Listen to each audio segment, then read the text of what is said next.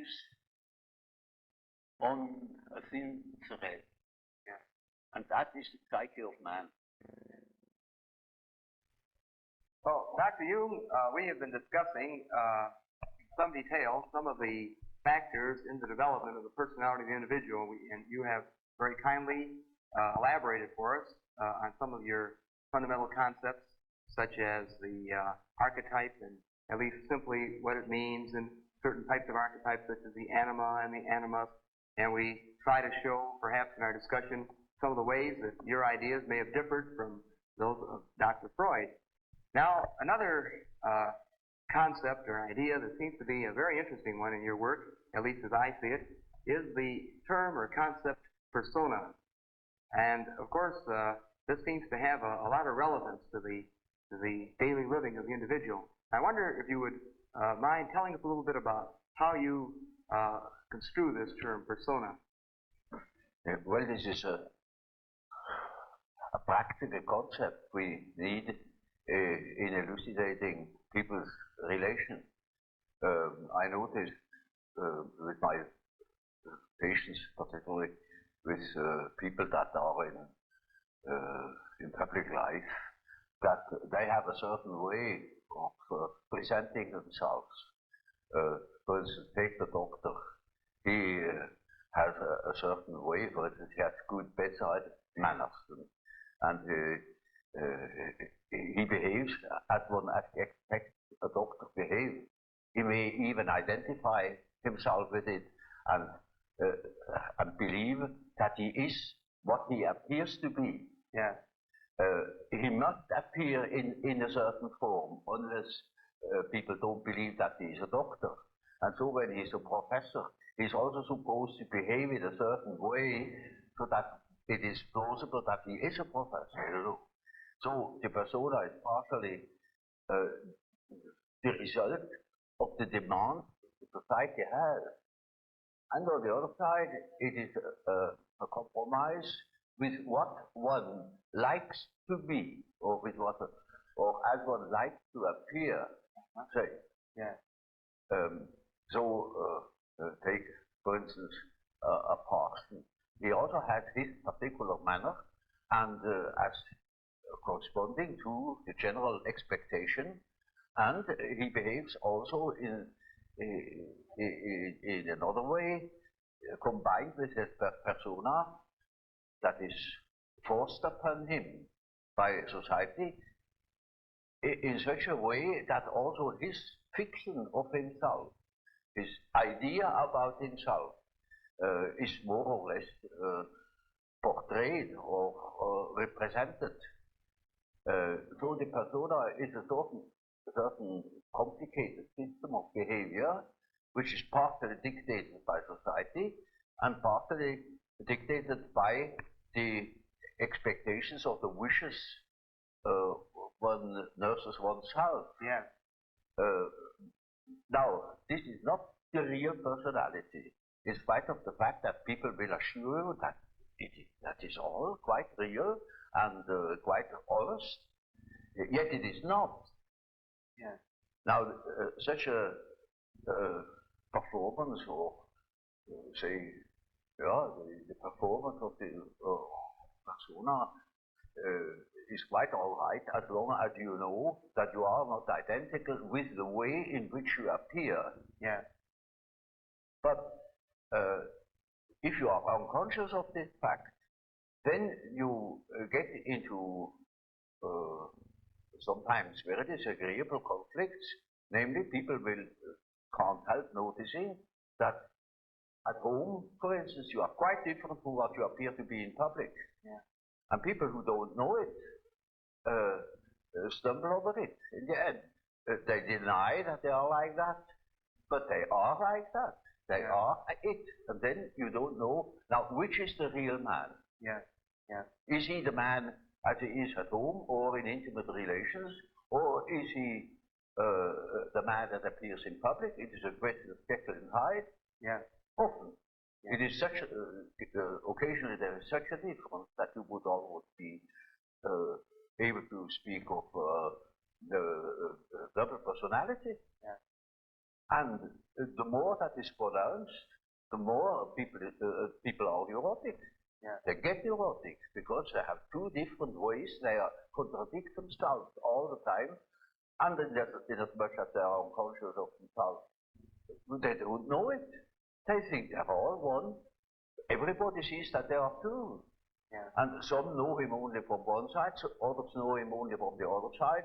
And then there are situations that clash, because the way you are creates certain situations with people in your relations, and these two situations don't chime in. They are just dissonance.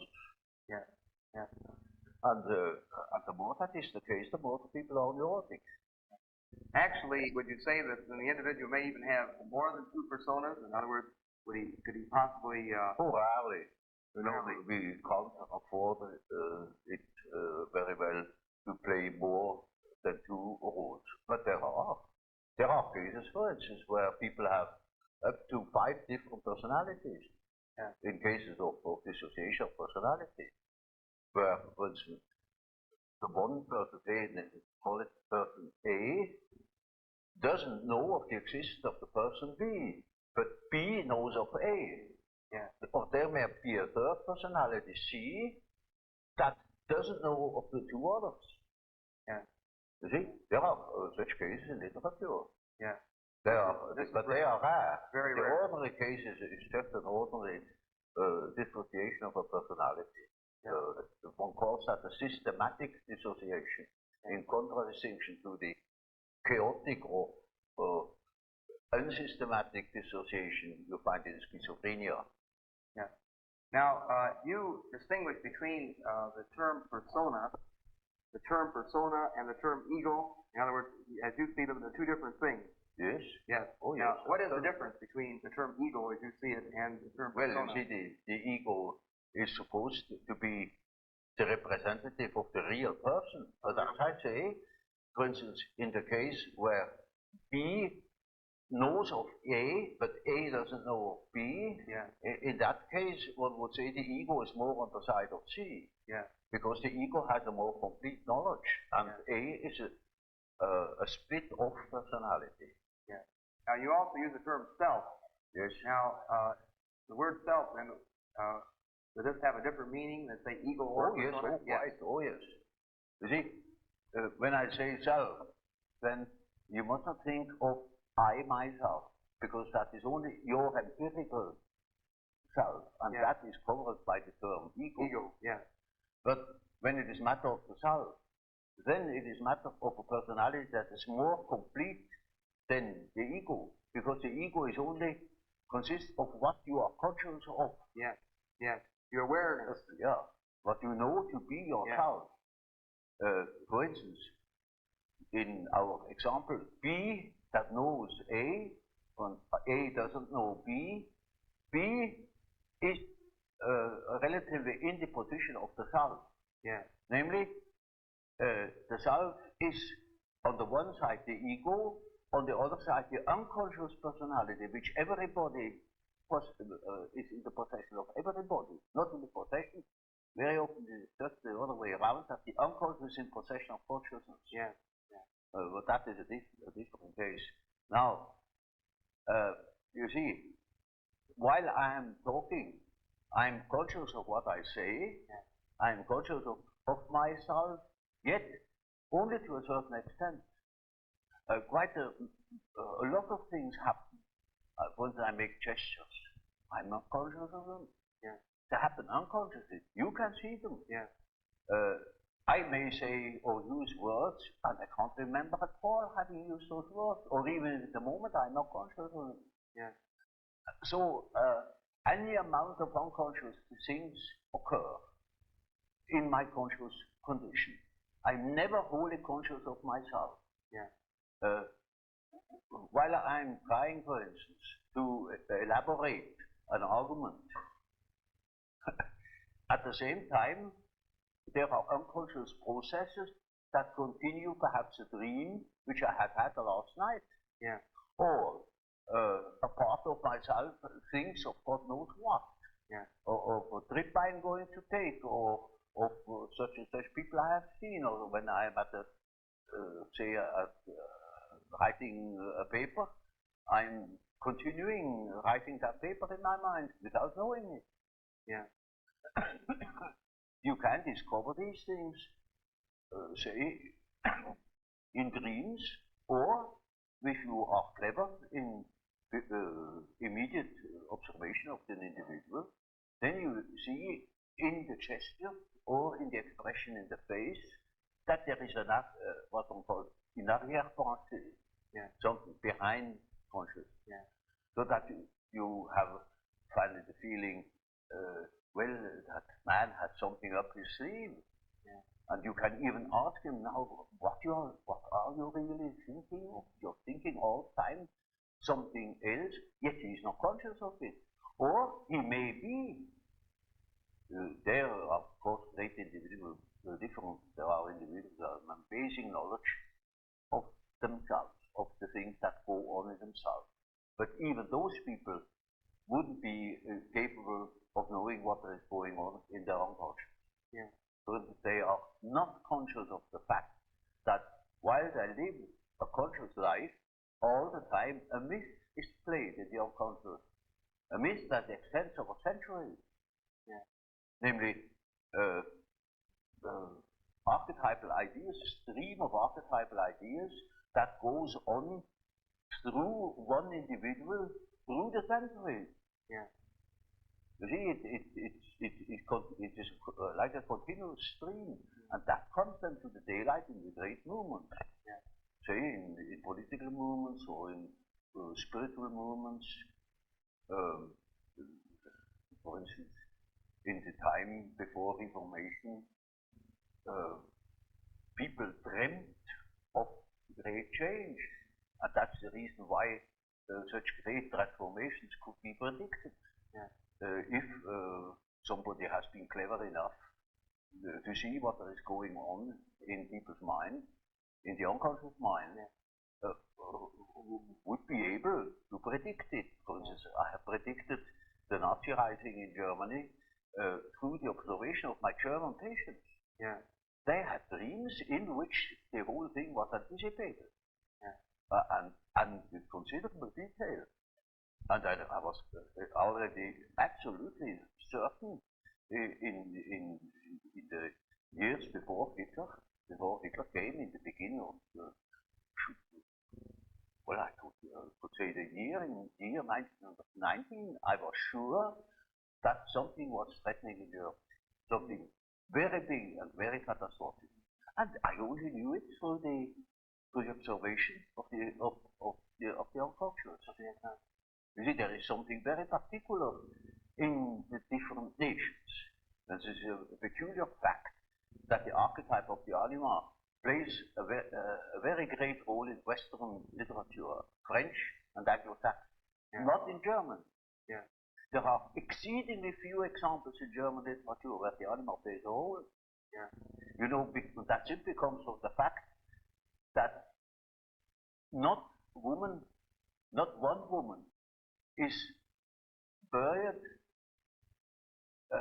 unless she is buried as Alt Kaminfegerskatti, at least. She must have a title, otherwise she hasn't existed. Right. And so you see, it is just a bit, now mind you, this is a bit drastic, but it illustrates my point. In Germany, there are no women. There is Frau Doktor, Frau Professor, Frau Kommerzienrat, the grandmother, the brother-in-law, the grandfather, father, the son, the daughter, the sister. No. Yeah. Yes, I see. La femme. Ça n'existe pas. Doesn't exist. Well, it is the idea, you see. Now that is an enormous, important fact, which shows that in the German mind there is going on a particular myth, something very particular, and psychologists really should look out for these things. But they prefer to think that I am a prophet. Yeah. just in the same context of journey, this is, of course, a very interesting, remarkable set of statements here. How would you look at Hitler in this light? Would you see him as a personification, a symbol of the Father? Oh, well, no. No. Not at all. No, you see, I couldn't possibly explain that very complicated fact of Hitler's circumstance. It is too complicated. It's only the hero figure. Yeah. And the hero figure is far more important than any fathers that have ever existed. Much broader than the immediate father. Not at all, he was a hero. Yeah. In the German myth. Yeah. And mind you, a religious hero. He was a savior. Yeah. Yeah. He was meant to be a savior. That is why they put his photo upon the altars. Yeah. Even. Yeah. Or somebody declared on his tombstone that he is happy that his eyes have beheld Hitler. Yeah. And now he can die in peace. So it's the hero myth, you know. Now, getting back to the idea of the self, and the self incorporates these unconscious factors. The self incorporates these unconscious. The self is merely a term that designates the whole personality. Because the whole personality of man is indescribable. Yeah. His consciousness can be described. His unconscious cannot be described, because the unconscious, as I must repeat myself, is always unconscious.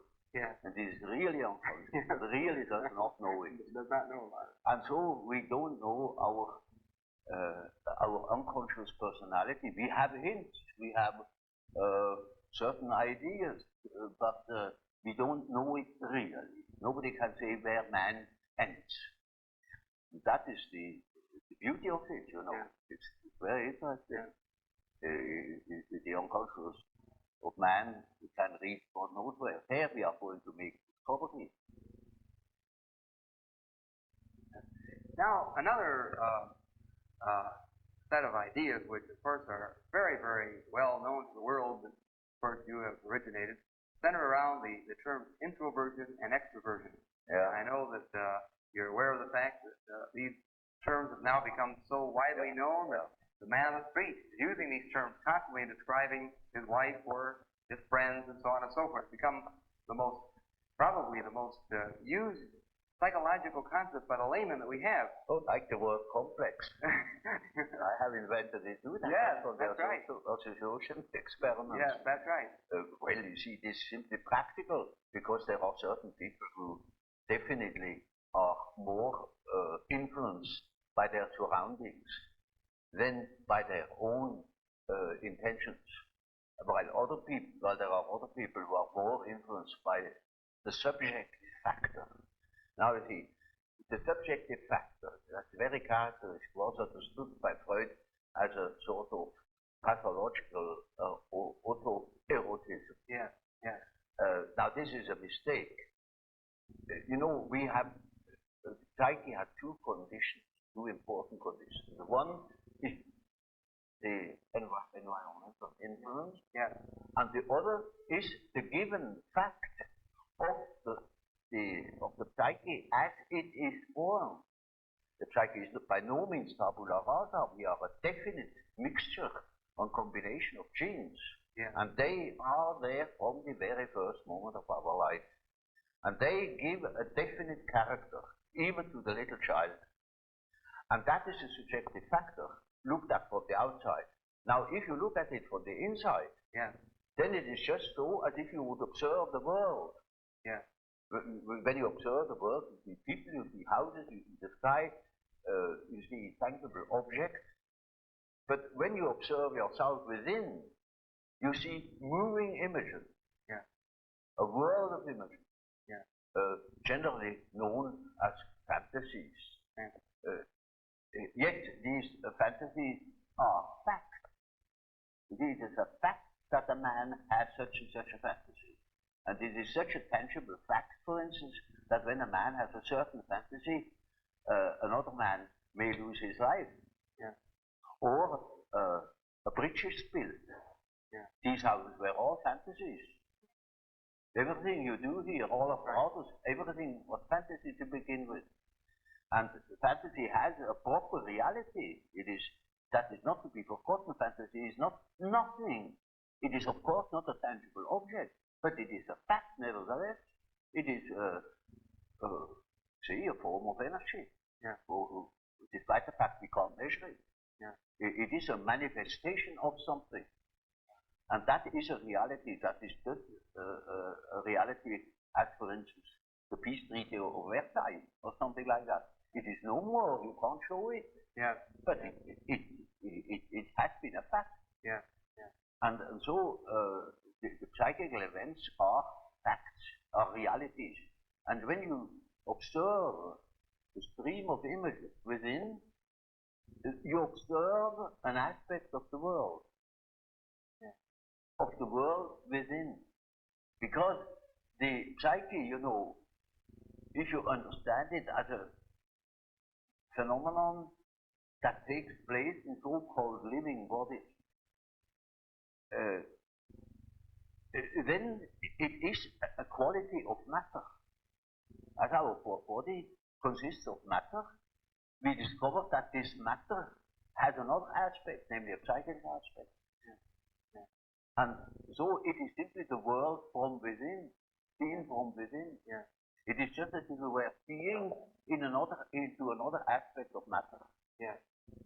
This is an idea that is not my invention. That old Democritus already said, talked of the spiritus insertus atomum, namely the spirit that is inserted in atoms. Yeah. That means the psyche is a quality that appears in matter. Doesn't matter whether we understand it or not, but this is the conclusion we come to if we draw conclusions without prejudices. And so, you see, the man who is going by the external world, by the influence of the external world, say society or perception, sense perception, thinks that he is more valid, because this is valid, this is real. And the man who goes by the subjective factor is not valid because subjective factor is nothing. Yeah. No, that man is just as well based because he is bases himself upon the world from within. Yeah. And so he is quite right, even if he says, oh, there is nothing but my fantasy, Yeah. And of course that is the introvert. That the introvert is always afraid of the external world. He will tell you, when you ask him, he will be apologetic about it. Yeah. He will say, of course, yes, I know, those are my fantasies. And he has always resentment. And as the world in general, particularly America, is extroverted like hell, the introvert has no place. Yeah. Yeah. Because he doesn't know that he beholds the world from within. And that gives him dignity, and that gives him certainty, because it is nowadays particularly the world hangs on a thin thread. Yeah. And that is the psyche of man. Assume that certain fellows in Moscow lose their nerve or their common sense for a bit. And the whole world is in fire and flames. Yeah. It is nowadays we are not threatened by elementary catastrophes. There is no such thing as an H-bomb. That is all man's doing. Yeah. We are the great danger. Psyche is the great danger. What if something goes wrong with the psyche? Yeah. See? And so you see, it is demonstrated to us in our days what the power of psyche is of man. How important it is to know something about it, but we know nothing about it. Nobody would give credit to the idea that the psychical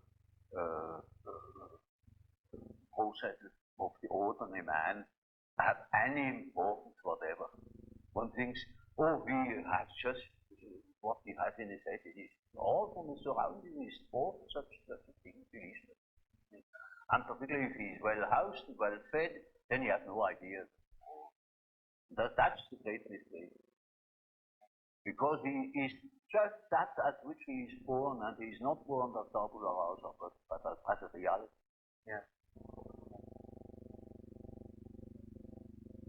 Now, of course, one of the very common, I think, misconceptions of your work among some of the writers in America have been that they have sort of characterized your discussions of introversion and extroversion as suggesting that the world is made up of only two kinds of people, introverts on one hand and extroverts on the other. And I'm sure you've been aware of, in many of our people looking at things this way. And, of course, we'd like to comment about that. In other words, would you perceive the world being made up of only people or extreme introverts, people that are extreme extroverts? Well, Bismarck once said,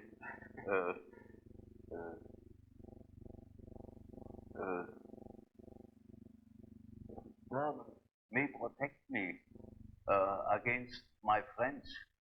With my enemies, I can deal myself alone. You know how people are. They catch a word, and then everything is schematized along that word. There is no such thing as a pure extrovert or a pure introvert. Such a man would be in the lunatic asylum. Those are only terms to designate a certain penchant, a certain tendency. But the tendency to be more influenced by environmental influences or more influenced by subjective factors. That's all. Yeah. And you see, there are people who are very well balanced and are just as much influenced from within as they are from without. Yeah. Just as little. Yeah. And so with all the finer classifications, yeah. they are only sort of point de repère, points for orientation. Well, certainly then, this whole matter of extremes, introversion, extroversion, as you say, it's sort of a scheme, a schematic approach to sort of hang an idea on, an approach. Yeah. But it would be, as you say, ridiculous to say you see, my whole scheme of typology is merely a sort of orientation. Namely, there is such a factor as introversion, there is such a factor as extroversion. The classification of individuals means nothing at all. This is only the instrumentarium for the practical psychologist to explain, for instance, the husband to a wife or vice versa. But it is very often the case, one could almost say, it is almost a rule, but I don't want to make too many rules, in order not to be schematic. Yeah. That an introvert marries an extrovert for compensation, or another type marries the counter type to complement himself, for instance. Well, Dr. Jung, of course, tied in with your typology and quotation marks of introversion, extroversion, we of course know of your concepts of thinking, feeling, sensation, and intuition. And of course, it would be very interesting to hear some expansion of the meaning of these particular terms as related to the introvert-extrovert dichotomy. Well, there's quite a simple explanation of these terms, and it shows at the same time how I arrived at such a typology. Namely, the sensation tells you that there is something. Thinking, roughly speaking, tells you what it is. Feeling tells you whether it is agreeable or not, to be accepted or not, accepted or rejected. Yeah. And intuition, now there is a difficulty. Yeah. You don't know ordinarily how intuition works. So when a man has a hunch, you can't tell exactly how he got at that hunch, of where that hunch comes from. It is something funny about intuition. I will tell you a little story. I had two patients. The man was a sensation type, and the woman was an intuitive type. Of course, they felt attraction. And so they took a little boat and went out to the Lake of Zurich. And there were those birds that die of the fish, you know. Yeah. And then after a certain time they come up again, and you can't tell where they come up. And so they began to bet who first was the first to see the bird. Now, you would think that the one who observed reality very carefully, the sensation type, would of course win out. Yeah. Not at all. The woman won the bet completely. Yeah. She was beating him on all points. Yeah. Because by intuition she knew it before. I see. See? Now, how is that possible? Yeah. Well, sometimes, you know, you can really find out how it works by finding the intermediate links. You see, it is a perception by intermediate links, and you only get the result of that whole chain of associations. Yeah. Sometimes you succeed in finding out, but more often you don't. So my definition is, intuition is a perception by ways or means of the unconscious. That is as near as I can get. Now this is a very important function, because when you live under primitive conditions, a lot of unpredictable things are likely to happen. And there you need your intuition, because you cannot possibly tell by your perceptions, by your sense perceptions, what there is going to happen. For instance, you are traveling in primeval force. You only see for a few steps ahead. You go by the compass perhaps, and you don't know what there is ahead. It is uncharted country. If you use your intuition, then you have hunches. And when you live under such primitive conditions, you instantly are aware of hunches. But there are places that are favorable, there are places that are not favorable. You can't tell for your life what it is. Yeah. But you better follow these hunches. Yeah. Because anything can happen. Quite unforeseen things. For instance, at the end of a long day, you approach a river. You don't know that there is a river. Yet, when you come to the river, that is quite unexpected. For miles there is no human habitation. You cannot swim across. It's all full of crocodiles. So what? You see? Now, such an obstacle hasn't been foreseen. But it may be that you have had a hunch, that you remained in the last likely spot, and that you wait for the following day, that you can build a raft or something of the sort, or look out for possibilities.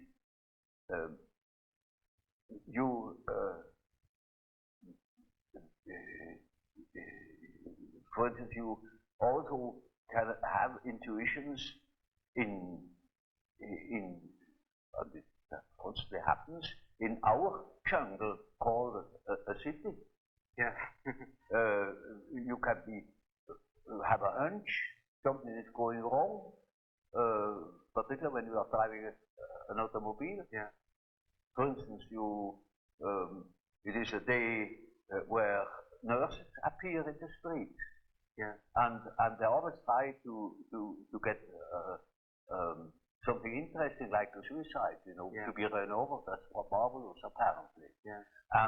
And then, you know, you get a peculiar feeling. And really, at the next corner, already is a second nurse that runs in front of the automobile. Yeah. You see? Duplicity of cases, you know. That is a rule, you know, that such sudden happenings come in groups. Yeah. And so you see, we have constantly warnings, hints that consist perhaps in a slight feeling of uneasiness, uncertainty, fear. Now, under primitive circumstances, you pay attention to these things. They mean something. With us in our man-made, absolutely, apparently safe conditions, we don't need that function so very much. Yeah. Yet we still use it. So you find them intuitive types, for instance, amongst bankers, Wall Street men. Yeah. They follow hunches, gamblers of all descriptions. Yeah. You find the type very frequently among doctors, because it helps them in their prognosis. Sometimes a case can look quite normal, as it were, and you don't foresee any complications. Yet, an inner voice tells you, now look out, here is something not quite all right, Yeah. You cannot tell why and how, but we have a lot of subliminal perception, sense perception. And from those, we probably draw a good deal of our intuition. But that is perception by the way of the unconscious. Yeah. And you can observe that with intuitive types. You see, intuitive types very often do not perceive by their eyes or by their ears. They perceive by intuition. For instance, once it happened that I had a woman patient in the morning at 9 o'clock. And you see, I often smoke my pipe and there was a certain smell of tobacco in the room or a cigar. And so she came and said, but you begin early. I said, you call it early at 9 o'clock? But no, you must have seen somebody at 8 o'clock. I said, how do you know? There had been a man there that had come at 8 o'clock already. Then she said, oh, well, I just a hunch. There must have been a gentleman with you this morning. I said, but how do you know it was a gentleman? He said, oh, well, I just had the impression, the atmosphere was the type. Yeah. That a gentleman. Yeah. All the time, the ashtray was under her nose, and there was a half-smoked cigar. Yeah. But she wouldn't notice it. Yeah. So you see, the intuitive is a type that doesn't see the stumbling block before his feet, but he ran for 10 miles. Yeah. You make a distinction between an intuitive extrovert and an intuitive introvert. Yes. All these types can be on the either type. line. For example, more specifically, what would be an example or a difference between an intuitive extrovert and an intuitive introvert? Well, you have chosen a somewhat difficult case, because one of the most difficult types is the intuitive introvert. The intuitive extrovert you find among hunters, bankers, gamblers. That is quite understandable. Yeah. But the introvert variety is more difficult because he has intuitions as to the subjective factor, namely the inner world. Yeah. And of course that is now very difficult to understand. Because what we see are most uncommon things. And he doesn't like to talk of them if he's not a fool, because he would spoil his own game by telling what he sees, because people won't understand it. Yeah.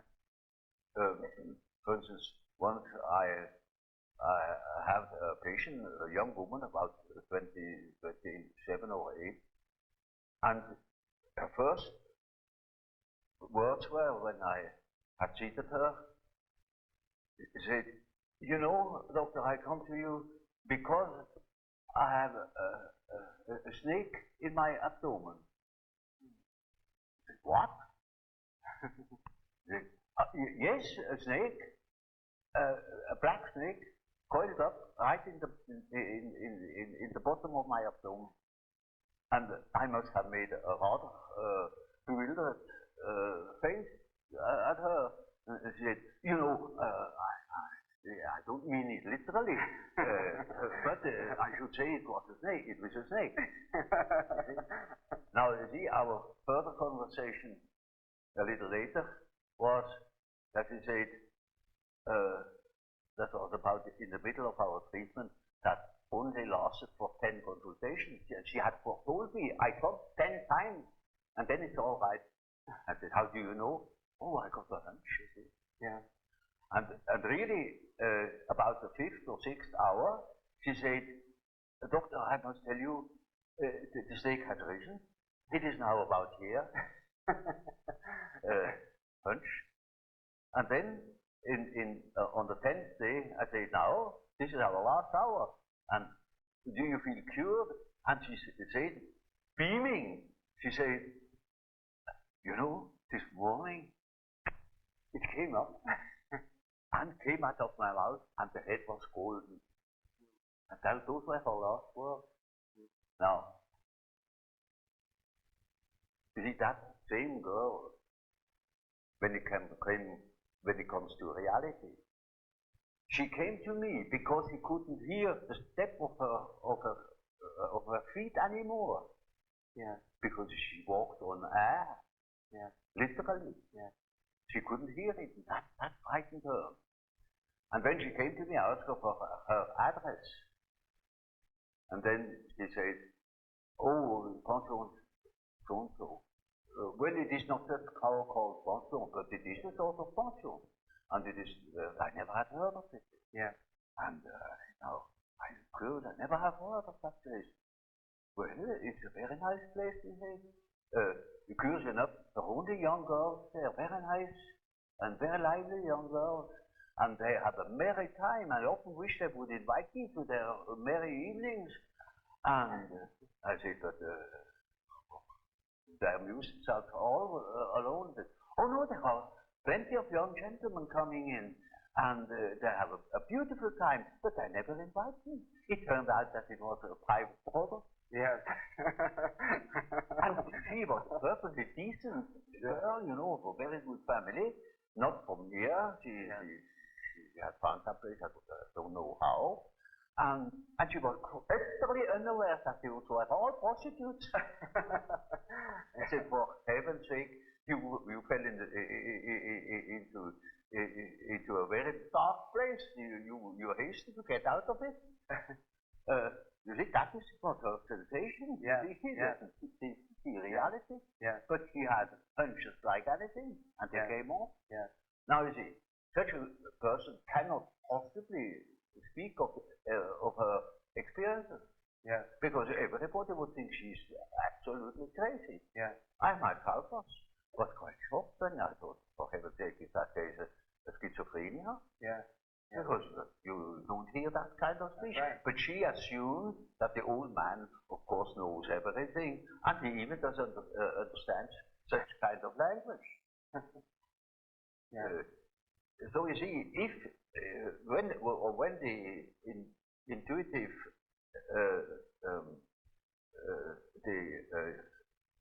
introverted intuitive would speak what he really perceived, then practically nobody would understand it. It would be misunderstood. And so they learn to keep things to themselves.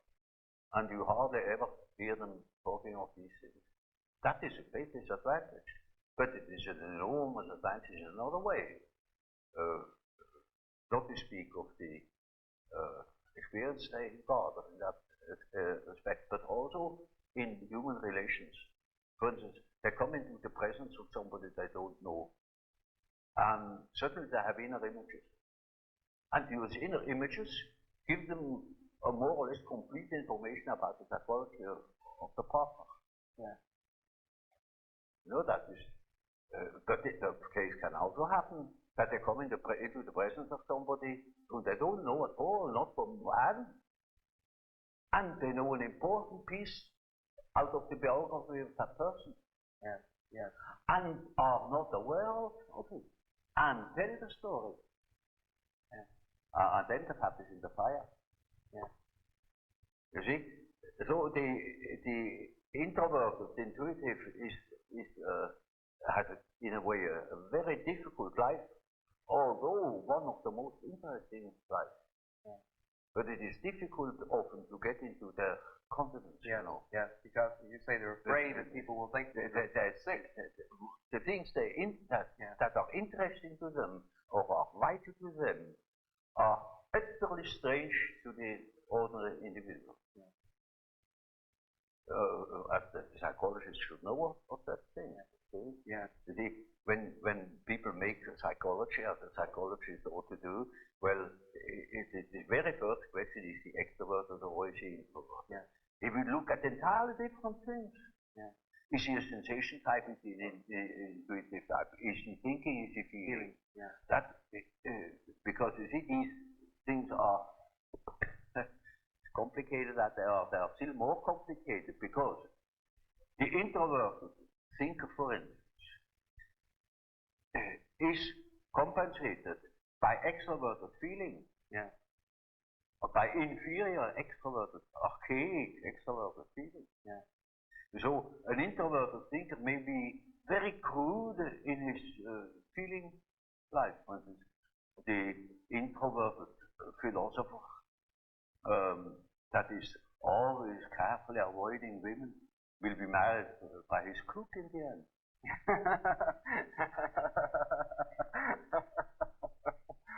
Yes. Now, then, in other words, then we can take your introverted, extrovert categories and, in a sense, go through describing a sensation, introvert type, sensation, extrovert type, thinking, introvert type, thinking, introvert type, and so on. In each case, it stems from really not real categories, but simply, as you say, an approach, something to sort of help us study, a model. Well, it is just a sort of a skeleton. To which you have to add the flesh, or it is a country mapped out, you know, by a triangulation point, and that doesn't mean the country consists of triangulation points. Yeah. That is only in order to have an idea of the distances. Yeah. And so it is a means to an end. It only makes sense such a scheme when you deal with practical cases. Of course, you're familiar with the work of Dr. J.B. Rhine, Duke University. Yes. And of course, some of his work in extrasensory perception and clairvoyance, as he calls it, mental telepathy, you know, and so on and so forth. Some of the descriptions in his work sound quite a bit at times like intuitive function operating. And in terms of your knowledge of this work, would you say that a person who has clairvoyance, in a sense, would then be an intuitive type? A person who, in his experiments, is more likely to... That's quite probable. Or it can be a sensation type, say an extroverted sensation type that is very much influenced by the unconscious. I see. Because he has introverted intuition in his unconscious. I see. You see, there are two groups, you see, the rational group and the irrational group. The rational group is thinking and feeling, because the ideal thinking is a rational result. Okay. Feeling also a rational result, rational value. Yeah. That is differentiated feeling. Whereas sensation must need be irrational because it may not prejudice fact.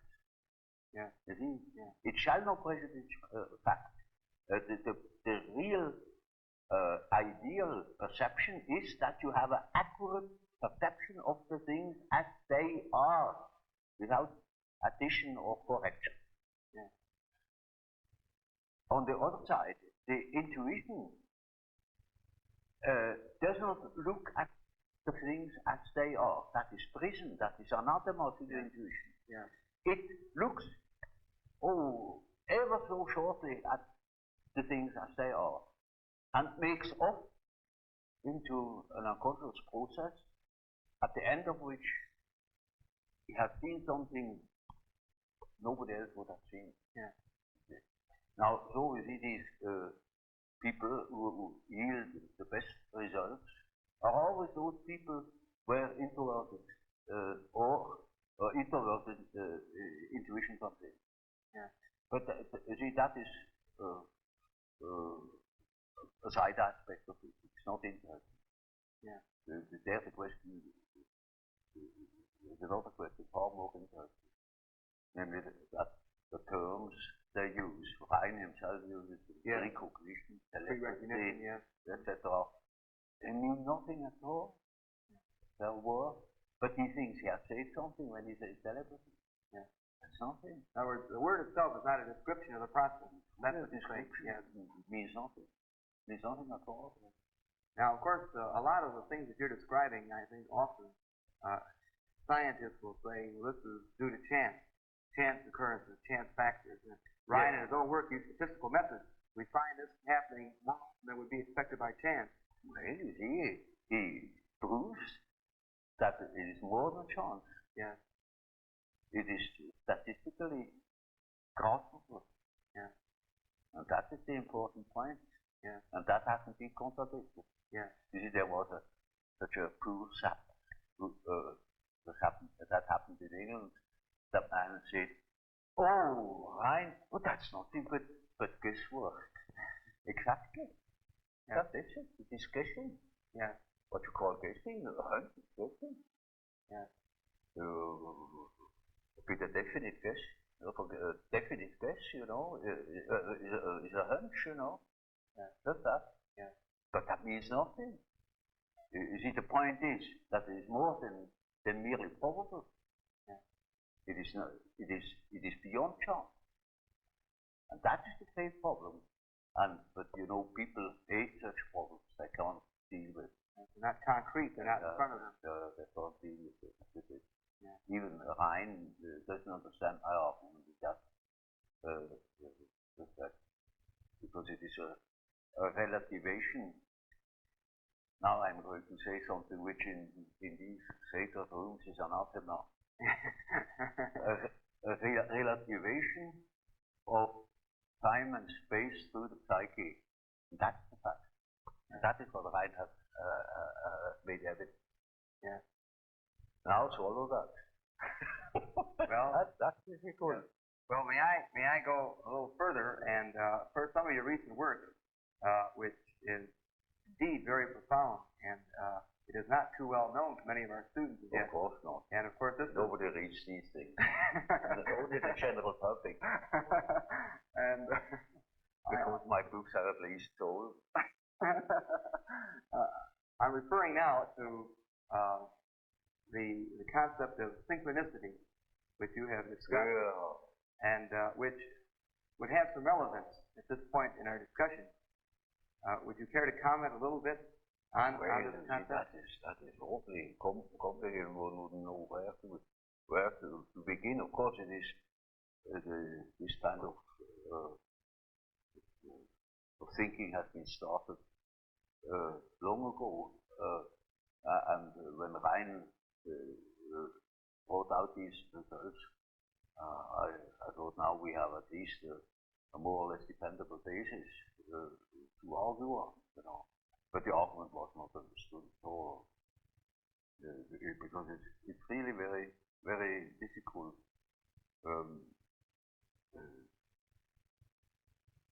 There are plenty of facts in the observation of the unconscious where you come across cases of a very peculiar kind of parallel events, namely that, say, I have a certain thought or a certain definite subject is occupying my attention, my interest.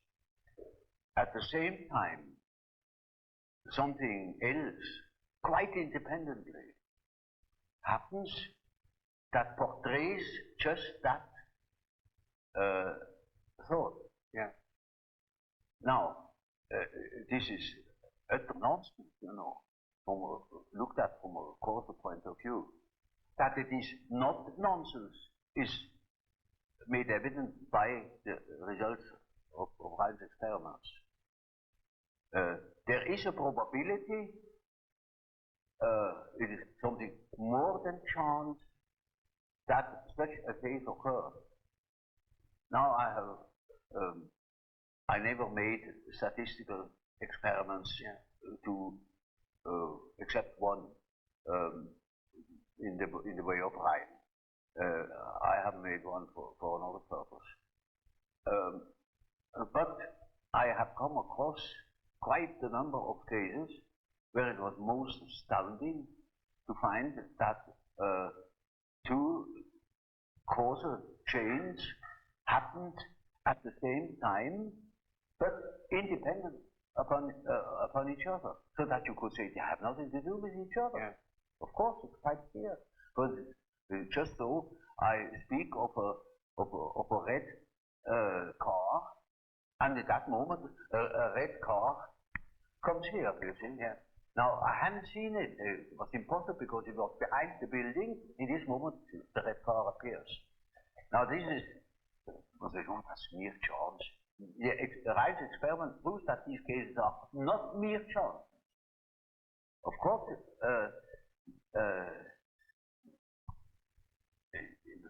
many of these things are occurrences where we cannot apply such an argument, otherwise we would be superstitious. We can't say, now this car has appeared because here was the remark that we made about the red car. Yeah.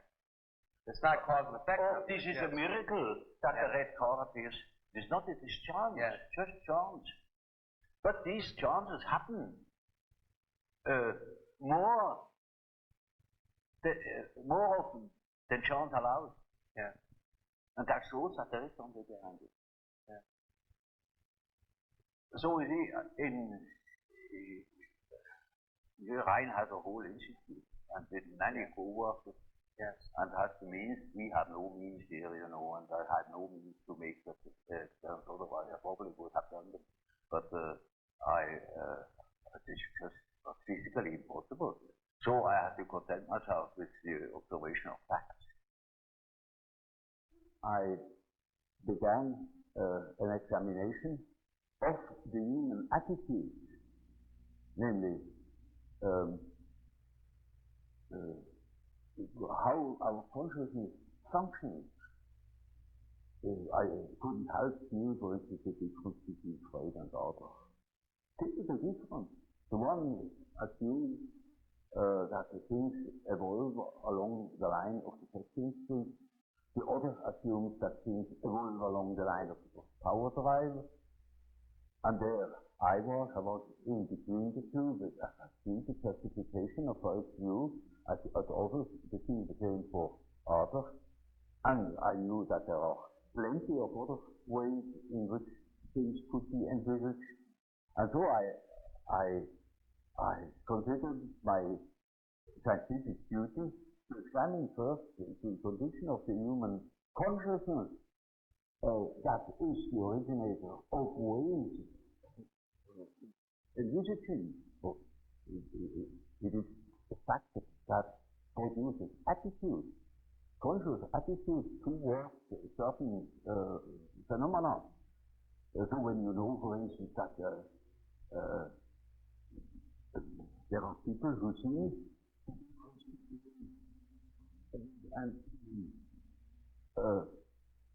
you can take it for a fact that everybody sees that different. Not at all. There are cases of Daltonism. And so on, the one sees this, the other sees that, and I try to find out what the principal differences were. And that is the book about the type. And so first is introverted and extroverted attitude, then the functional aspect, namely which of the four functions is predominant. Now mind you, these functions were not assumed or had invented and applied to psychology. On the contrary, it took me quite a long time to discover that there is another type, but the thinking type. Which I thought my type is of course that is human. It is not. There are other people who decide the same problems I had to decide in an entirely different way. They look at things in an entirely different way. They have entirely different values there for the student type. And so after a while I discovered that there are intuitive types. They gave me much trouble. It took me over a year to become somewhat clear about the existence of the intuitive type. And the last and the most unexpected was the sensation type. And only later on I saw that those are naturally the first aspects of conscious orientation. We can increase the number of principles, but I found the most simple way is the way I told you. Yes. As the division by 4 is a simple and actual division of a circle. I didn't know the symbolism of this particular classification. Only when I studied the archetype, I became aware that this is a very important archetype that has played an enormous role. I also found in the study of the types that it gives us a certain lead as to the personal nature of the unconscious, the personal quality of the unconscious in a given case. So if we take an extrovert, well, his unconscious has then an introverted quality, because all the extroverted qualities are placed in consciousness, and the introvert is left in the unconscious, therefore it has introverted quality, and so on with the function the same. That gave me a lead of the diagnostic value. It helped me to understand my patients. Well, Professor Jung, we have been discussing many of the very fundamental ideas in your theories, such as anima and animus, and of course being representative of the whole idea of archetypes, as you explained it so interestingly. And we talked a little bit about this whole conception of the ego and the self and the persona as they are involved in all of this. And as we speak, of course, it becomes to point to the direction of the sort of question that is so important as we try to understand the individual. And this centers around the problem of motivation, why the person does what he does. Now, to a great degree, you've already talked about this when you talked about archetypes and this whole matter. Now, in the work of Dr. Freud, he spoke of libido as an energy, and earlier we spoke of libido and the fact that you felt that it was more than just sexual energy. You thought it to be something much broader. Now, you have certain principles about psychic energy which are indeed very provocative. Now, one of the principles is, I believe you refer to as the principle of entropy. Entropy. Well, you know, only I allude to it. Yes, yes. The main point is, you know, the standpoint of energetics as applied to psychic phenomena, scientific phenomena. There you have no possibility to measure exactly. So it always remains a sort of an analogy. As Freud, for instance, uses the term libido in the sense of a sexual energy. Yes. And now that is not quite correct. You see, if it is sexual, then it is a power, Yeah. like electricity, Yeah. or any other form of manifestation of energy. Yeah. Now, energy is a concept. Yeah. Energy is a concept by which you try to express the analogy of all power manifestations. Namely that they have a certain quantity, a certain intensity, and that there is a flow in one direction, namely to the ultimate suspension of the opposite. For instance, low, high, height, a lake on a mountain, flows down until all the water is down, you know, and then it is finished. Yeah. And so, you see, something similar is the case in psychology, that, you see, from the fact that we get tired from intellectual work, or from consciously living, and then we must sleep in order to restore our powers, and this just, I said in the night, the water was pumped from the lower level to a higher level, you know, so that we can work again the next day. Yeah. Of course, that similar is linking too. Yeah. So it is only in an analogous way that we use the term energy. Yeah. And I used it because I wanted to express the fact that the power manifestation of sexuality is not the only power manifestation, because you have a lot of pride. You see, the drive to conquer, or to drive to aggression, or something of the sort. Yeah. There are many forms, you see, for instance, to take animals, the way they are building their nest, the arch of the traveling bird, you know, that migrates.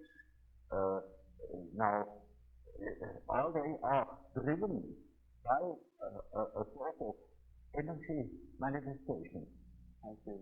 And you see, the meaning of the word sexuality would be entirely gone if everything is that. Freud himself thought that this is not applicable everywhere, and later on he corrected himself by assuming that there are also ego drive, yeah. You see, now that is something else. Yeah. That's another manifestation. Now, in order not to presume or to prejudice things, I speak simply of energy. An energy. It is a quantity of energy that can manifest via sexuality or via any other type of drive. Yeah. And that is the main feature, not the existence of one single power. I see. Because that is not warrantable. Yeah. Now, another thing about motivation, or the conditions to arouse, to direct, to sustain the individual, there seems to be two views that we find in much of our psychology in America today. Now, one is might be called an historical view. We try to look in the history and development of the individual for answers to why he is doing certain things at the moment. Then we have another view, which was postulated and discussed by Dr. Kurt Lewin, Dr. Kurt Lewin, which is part of field theory. He thinks that the history, the past, is not important motivation, but all conditions which affect the individual at that moment. We predict behavior by knowing all the conditions of that moment, so we don't have to go back to the past to understand why the person does what he does. Now, would you think that the present field idea of Dr. Lewin has any virtue? Does it make sense? Well, obviously, I always insist that even chronic neurosis has its true cause in the moment. In the moment. Now. It uses his need every day by the wrong attitude the individual has. And that wrong attitude is a historical fact that needs to be explained historically by things that have happened in the past. Yeah. But that is one-sided too, because you know, all psychological facts are oriented not only to a cause but also to a certain goal. Yeah. You see, they are in a way teleological. Yeah. Namely, they serve a certain purpose. Yeah. And so, a wrong attitude can have originated in a certain way, but it wouldn't exist today anymore if there were not immediate causes and immediate purposes that keep it alive today. Yes. Yes, I see. So a neurosis can be finished suddenly on a certain day, despite of all causes. Yes. For instance, one has observed in the beginning of the war, the cases of compulsion neurosis that have lasted for many years, yes, suddenly were cured. Yes. Yes. Because they got into an entirely new condition. It is like a shock. You see that with shock. Even the schizophrenia can be vastly improved by a shock. Yes. Yes. Because that's a new condition.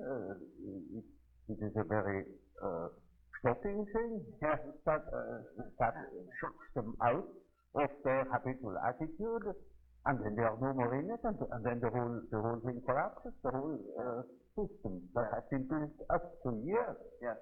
So in therapy, in working with a patient, you would not say that it's absolutely imperative to have to reformulate all of his past life in order to help him with his present neurosis. You feel that you could deal with him at the moment, with his problem as it is at this time. It is not necessary to go back and talk into things that happened to him during his second or third year of life. You see, there is no system about it in therapy. Yes. In therapy, you treat the patient as he is in the present moment. Irrespective of causes and such things. That is all more or less theoretical. Yes. There are cases who know just as much about their own neurosis as I know about it, in a way. Yes. In such cases, I can start right away with posing the problem. For instance, there is a case, a professor of philosophy, and he imagines that he has cancer. Yes. He shows me several dozen X-ray plates that prove that there is no cancer. Yes. He says, of course I have no cancer, but nevertheless I'm afraid I could have one. You see, I have consulted so many surgeons, and they all assure me there is none, and I know there is none, but I might have one, you see, and that's enough. Yeah. Now, you see, such a case can stop from one moment to the other. Yeah. He simply stops thinking such a foolish thing. I see. But that is exactly what we cannot do. Yeah. And in such a case, I say, well, it's just saying to you, it's nonsense what you believe. Now, why are you forced to believe such nonsense? What is the power that makes you think such a thing against your free will? You know it is nonsense, and why should you think it? Or what for should you think it? Yeah. Yeah. Well, and what is that power that makes you think such a thing? It's like a possession, you know. Yeah. Exactly. It's like a demon in him Yeah. that makes him think like that, in spite of the fact that he doesn't want it. Yeah. Then we have the problem. That is the problem for an intellectual man. And then I say, now, you see, you don't know, you have no answer. Yeah. I have no answer. Yeah. Now what are we going to do? Yeah. I say, now we must see what you dream. Because the dream is a manifestation of the unconscious side. Now he never has heard of the unconscious side. So I must explain to him that he has an unconscious. And that the dream is a manifestation of it. And if we succeed in analyzing the dream, we might get an idea about that power that makes him think like that. I see. You see? In such a case, one can begin right away with the analysis of dreams. Yeah. And in all cases that are a bit serious, mind you, this is not a simple case, it is a very serious and difficult case. in spite of the simplicity of the phenomenology, of the symptomatology. Yes. In all cases, after the preliminaries, as it were, the history of the family, the medical anamnesis, etc., we come to that question. What is it in your unconscious that makes you wrong? Yes. That hinders you to think normally? Yes. And then we are there where we can begin with the observation of the unconscious. And then, day by day, one goes on by the data the unconscious produces. Yes. You see, we discuss the dream, and that gives a new surface to the whole problem. And he will have another dream, and the next dream gives again an answer, because the unconscious is in a compensated relation to consciousness. And after a while, you get the full picture. Yes. And if you have the full picture and have the necessary moral stamina, well, then he can be cured. I see. But in the end, it is a moral question whether a man applies what he had learned or not. Yes. So you see then, in a sense, in this situation, the unconscious plays a very important part. The unconscious, which is found in the dream. But as you see it, then, what you have found in the dream is not necessarily then a image or symbol of what has happened in the past in his particular life. Not at all. It is just the symbol of the symbol is not, you see, that is a special term. It is the manifestation of the situation of the unconscious, look back from the unconscious. I see. You see, I tell you, for instance, something which is my personal or subjective view. Yes. And if I ask myself, are you really quite convinced of it? Well, I must admit I have certain doubts. Yes. There are certain doubts. Not in the moment when I tell you, but these doubts are in the unconscious. And when you have a dream about it, these doubts come to the forefront in my dream. Yes. And that is the way the unconscious looks at the thing. Yes, yes. It is just so as if the unconscious says, oh yes, that's all very well what you are stating, but you omit entirely such and such a point. Yes. Now, as the unconscious acts on its present situation, now looking at this thing in motivational, broad motivational terms, now this effect of the unconscious is not something which is a result of repression in the way the orthodox psychoanalysts at it all. No, it may be, you know, that what the unconscious has to say is so disagreeable that one prefers not to listen. Yes. And in most cases, the people would be probably less neurotic if they could admit the things. These things are always a bit difficult or disagreeable or inconvenient or something of the sort. So there is always a certain amount of depression, but that is not the main thing. The main thing is that they are really unconscious. Yes. And you see, if you are unconscious about certain things that ought to be conscious, then you are dissociated. And then you are a man whose left hand never knows what the right is doing.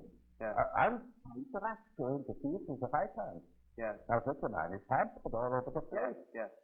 Now, looking at the unconscious in this way, of course, this is as you say, it's unconscious. How can we know about it? Yeah. But trying to just as an illustration, with a particular individual, we might say, who has been brought up in a culture such as the culture of India, a particular individual in India, if we could examine his unconscious, would it be, in many respects, say, somewhat the unconscious of a particular individual who would, say, lived in Switzerland all of his life? In other words, you spoke earlier about the universals. Would there be a great deal of equivalence between the unconscious of a particular individual who's been raised in one culture and another individual who was raised in a entirely different culture?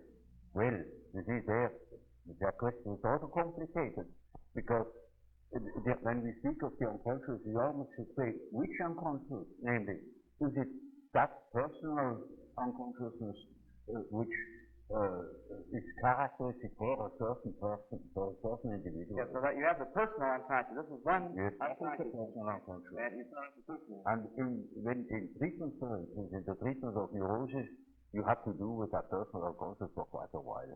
And then only dreams come that show that the collective unconscious is touched upon.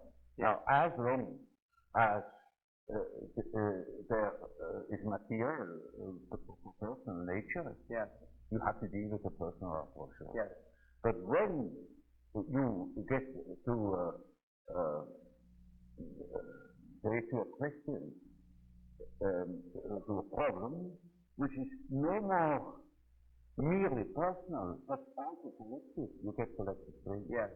Now, the distinction then between the personal unconscious and the collective unconscious then is that the personal is could be more involved with the immediate life of the individual, and the collective would be universal, would be the same, would have elements of all men. It would be collective. Collective. In for instance, every society has collective problems. Yes. Collective convictions, and so on. Yes. Now, we are very much influenced by them. Yes. Because you belong to a certain political party or yes. to a certain confession. Yes. And that can be a serious determinant of your behavior. Yes. Now, as long as a personal conflict doesn't touch upon it, it's no question, it doesn't appear. But the moment you transcend your personal sphere and come to your impersonal determinant, say to the question, a political question, or any other social question, which really matters to you, then you are confronted with a collective problem, and then you have collective dreams. Yes. I wonder if it would be too presumptuous of me to ask if you could, for the moment, think of an actual case of perhaps a patient or a friend in which you might show us rather specifically how the personal and the collective unconscious were acting, say, his neurosis or perhaps in a problem that he may have had at the moment. There is an enormous amount of personal dreams, for instance, and I couldn't possibly tell you testimony for Amber research. There are millions of such personal dreams that simply deal, for instance, with the fact how your relation is to your father or to your mother or to your wife or and so on, with all sorts of individual variations. Now, but suppose a patient comes to that level, or that his conflict begins to become really very serious, that his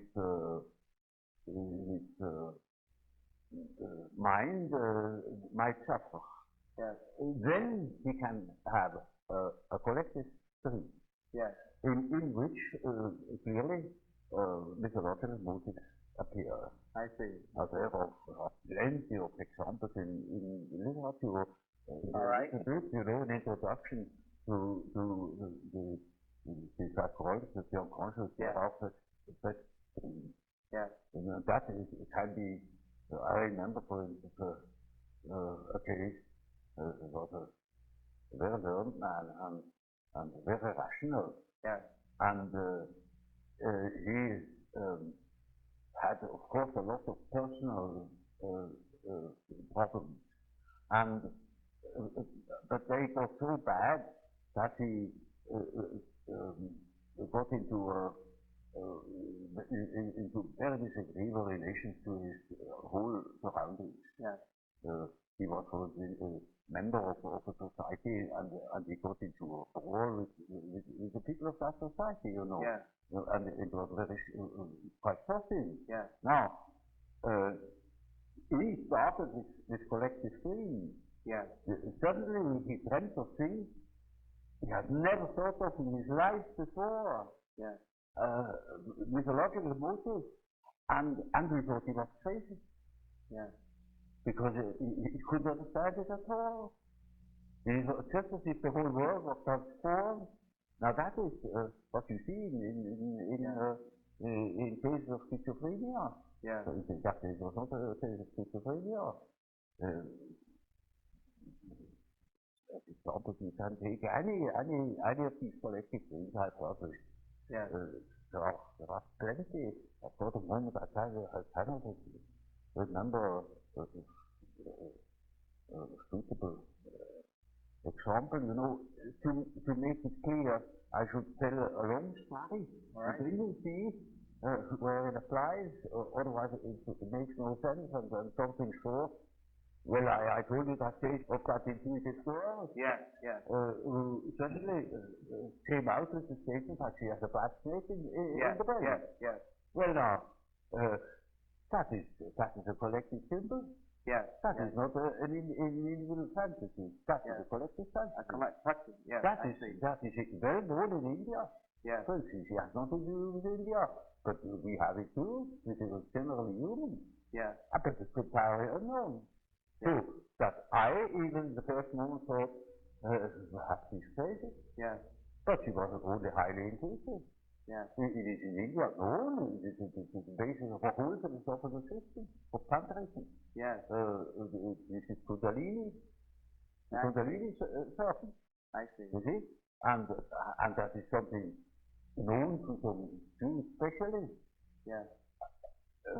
Generally, it's not known that we have a certain in the abdomen. Yeah. Yeah. But that is a collective, you see? Yeah. That is a collective dream or a collective fantasy. Now, in day-to-day living, the individual, is it possible that things that trouble him and cause tension that he represses? Now, these things that he represses will become part of the personal unconscious. Yes, part of the personal unconscious. Yes, he doesn't repress consciously always. Yes. These things disappear. Yes. Simply disappear, and Freud explains that by an act of repression. Yes. But you can prove that these things never have been conscious before. Yes. Yes. They simply don't appear. I see. And you don't know why they don't appear. Of course, après le tout, you can say, when it comes up, you say, that is why they didn't appear, because they were disagreeable or incompatible with his conscious views, with his conscious attitude. I see. But that is afterwards. You couldn't predict it. Yes. Yes. So you see, these things that have an emotional tone, Yes. they are partially autonomous. Yes. So that they can appear, or the contrary, they do not appear. Yes. They can disappear at wish, not of the subject, but of their own. Yes. Or we are able to have repression. Yes. But it is so the same with the projection. For instance, people say, one makes projections. Yes. Not so, doesn't make them, one finds them. Yes. That are already there, because the unconscious is here not conscious, but there it is conscious. Yes. In my brother. Yes. I see the beam of my eye in the splinter in my brother's eye. I see. I see. And that is right there because I am unconscious of the beam in my eye. I see. I see. The projections are not made. And so these disappearances of these so-called repressions are just like projections. They, instead of being projected into somebody or into something outside, they are introjected. They are already unconscious. Already unconscious. I see. But you are not the one that is doing it. I see. There are cases, sure, but I should say the majority of cases are no repression. Yes. That was my first point of investigation with her. Yes. Yes. I saw in the association experiment that certain complexes are quite certainly not repressed. They simply won't appear. Yes. Yes. Because you see, the unconscious is real. Yes. It is an entity. It works by itself. It is autonomous. Yes, I see. So, in a sense, when looking at the so-called defense mechanisms that the orthodox psychoanalysts speak of, like projection, rationalization, and so on and so forth, then, in a sense, where you would differ from the orthodox psychoanalytic view. Oh, yes. You would not say then that they are a repressed type of way of defending a manner in which the ego is being defended. Rather, you would say that they were already there. Yes. They're simply manifestations of patterns that are already present in the unconscious. For instance, take that example of that serpent. That never has been repressed, you know, otherwise it should have been conscious to her, and it was exactly unconscious to her, and it only appeared in her fantasy. Yes, I see. It appeared spontaneously. Yeah. She didn't know how she came to it. Yeah. She said, well, I just saw it. Yes. Now, some of the orthodox psychoanalysts might have said that this is a phallic symbol. Oh, yes. Yes. Oh, but you can't say anything. Yes. You know, you can say a church spire is a phallic symbol. Yes. But when you dream of a penis, what is that? Yes. You know what an analyst says? Yes. One of the orthodox. Yes. The old guard. Yes. He says, in this case, the sensor has not functioned. Yes. Yes. Now, we call that the scientific explanation.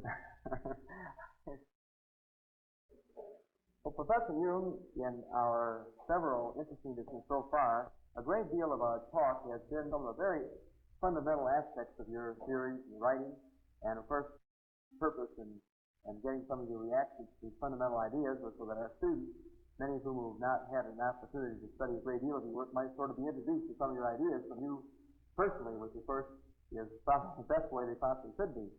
Now, first, as one looks over your work, one is impressed with a much broader scope, of course, and just the beginning fundamental outline of a theory of personality. Well, of course, when you study human psychology, you can't help noticing that man's psychology doesn't only consist of the ramifications of instincts in his behavior. These things are not the only determinants.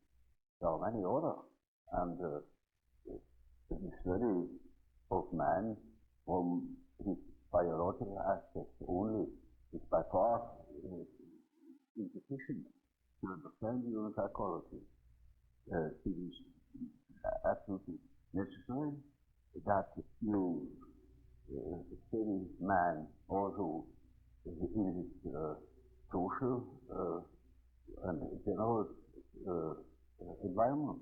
Yeah. And so you have to consider, for instance, the fact that there are different kinds of societies, different kinds of nations, different traditions, and to that purpose it is absolutely necessary that one treats the problem of the human psyche from many standpoints, and each is a most considerable task, naturally. Thus, when I, after my association experiment, when I realized that there is obviously an unconscious, the question arose, now, what is this unconscious? Does it consist merely of rests, of remnants, of conscious activity, or are there things that are practically forever unconscious? In other words, is the unconscious factor in itself? And I soon came to the conclusion that the unconscious must be a factor in itself, because I observed time and again that, for instance, people's dreams or schizophrenic patients' delusional fantasies contain the motives which they couldn't possibly have acquired in our surroundings. This depends upon the fact that the child is not born tabula rasa. but it is a definite mixture of or combination of genes. And the gene, although the genes seem to contain dynamic factors, arrangeurs of a certain behavior, they have a tremendous importance also for the arrangement of the psyche. The psyche too, in as much as it appears naturally, because it appears you cannot study it, but in as much as it appears, it has certain qualities, it has a certain character, and that must depend upon the elements in the child. So, factors determining human behavior are born with the child and determine further development. Now that is one side of the picture. The other side of the picture is the interaction with others in certain surroundings that will influence the combination of qualities. And that is now also a very complicated factor, because the environmental influences and even personal. There are any amount of objective factors, the general social conditions, low conviction, ways of looking at things, of seeing things. Now, these things are not this arbitrary characters. They are historical. There are historical reasons why things are there. And as there are historical reasons for the qualities of the psyche that is formed, there is such a thing as the history of man's evolution in the past years. And that shows that a real understanding of the psyche must consist in the elucidation of the history of the human race, the history of the mind, for instance, and of the biological, such as the biological data. So, when I wrote my first book concerning the psychology of the unconscious, I already had formed a certain idea of the nature of the unconscious. To me, it was then a living remnant of the original history of man, living in his surroundings. A very complicated picture. Of course, you brought up many very interesting and provocative ideas here, as you have, of course, in your many thousands of pages of writing and written work. And, of course, running through all your work, there are many of these ideas, and the personal unconscious, the race unconscious, the self, the ego, the persona, the energy principles, such as you mentioned, entropy and equivalence, and so on. In a sense, the first and second law of thermodynamics, I believe that you suggest or allude to. And now, in trying to look at the whole person, of course, one is struck that you are trying hard to look at the whole person, that you don't want to look at these little parts of this person, but feel there's sort of a whole future realization of the whole that may be very important. That you talk, for example, about a process of individuation, how this whole person emerges, if I'm not mistaken. We'd like to comment a little bit upon this process of individuation, this process, how all these factors move toward a whole, a totality. Well, you know, that's something quite simple. Take an acorn, Yes. put it into the ground, it grows, it becomes an oak. Yes. You see, that is man. Yes. Man develops from an egg Yes. and develops into the whole man. Yes. And that is the law that is in him. Well, when you spoke with Dr. Einstein in your early discussions, you were saying earlier that he more or less tried out some of his ideas on you. Did you ever bring to him the possibility or ask his opinion about the possibility that relativity might apply to psychic function? Did you ever discuss that particular point? You know how it is. That a man is so concentrated upon his own idea. Yes. And when he is a mathematician on top of everything, then you are not welcome.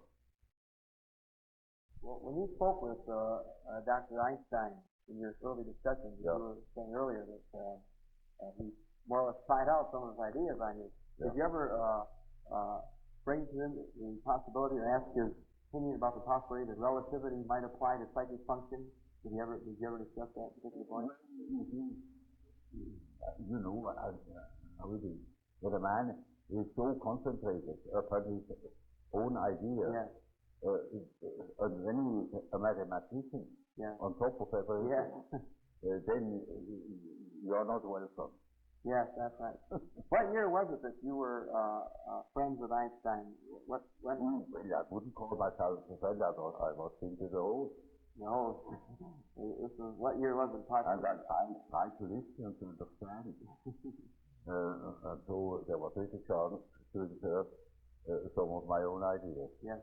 Was this after he'd already formulated the relativity theory, or just before? It was just when he worked on it. Just when he was working on it? Yes. Right in the beginning. Yes. Yes. It was very interesting. Yes. Very interesting. In your dealings with Professor Toynbee, you know, you were discussing if you knew him, had contact with him, have you gotten rather interested in his ideas of history? Oh, yes, you see his ideas about the life of civilization. That is ruled by archetypal forms. Yes. And he certainly has seen that what I mean by the historical function of archetypal development. I see. That is a mighty important determinant of human behavior that lasts for centuries or for thousands of years and expresses itself in symbols. Sometimes symbols you would think nothing of it. For instance, you know that Russia, the Soviet Republic, have that symbol of the red star. Yeah. Now, it's a five-red red star. Yeah. America has the five-red white star. Yeah.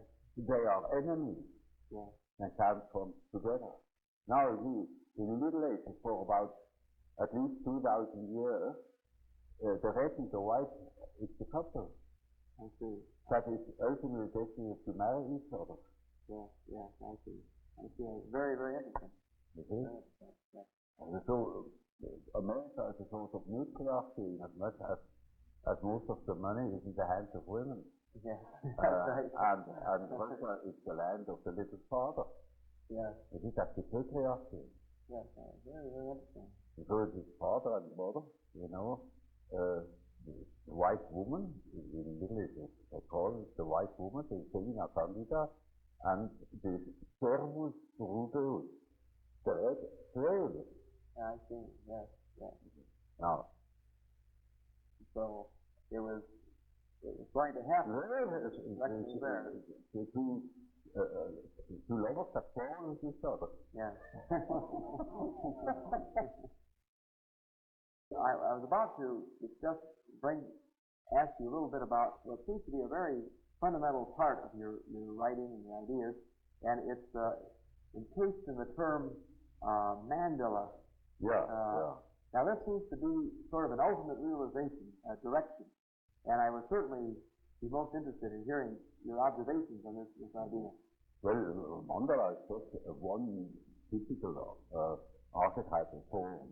Yes. It is what they call in alchemy the quadratura circuli, the square in the circle, or the circle in the square. Yes. And it is an age-old symbol. Yes. That goes right back in the prehistory of man, and it's all over the earth. Yes. And it either expresses the deity or the self. Yes. And these two terms are psychologically very much related. Yeah. Which doesn't mean that I believe that God is the self or that the self is God. Thank you. I make that statement that there is psychological relation. Yes. And that can be plenty of evidence for it. Yes.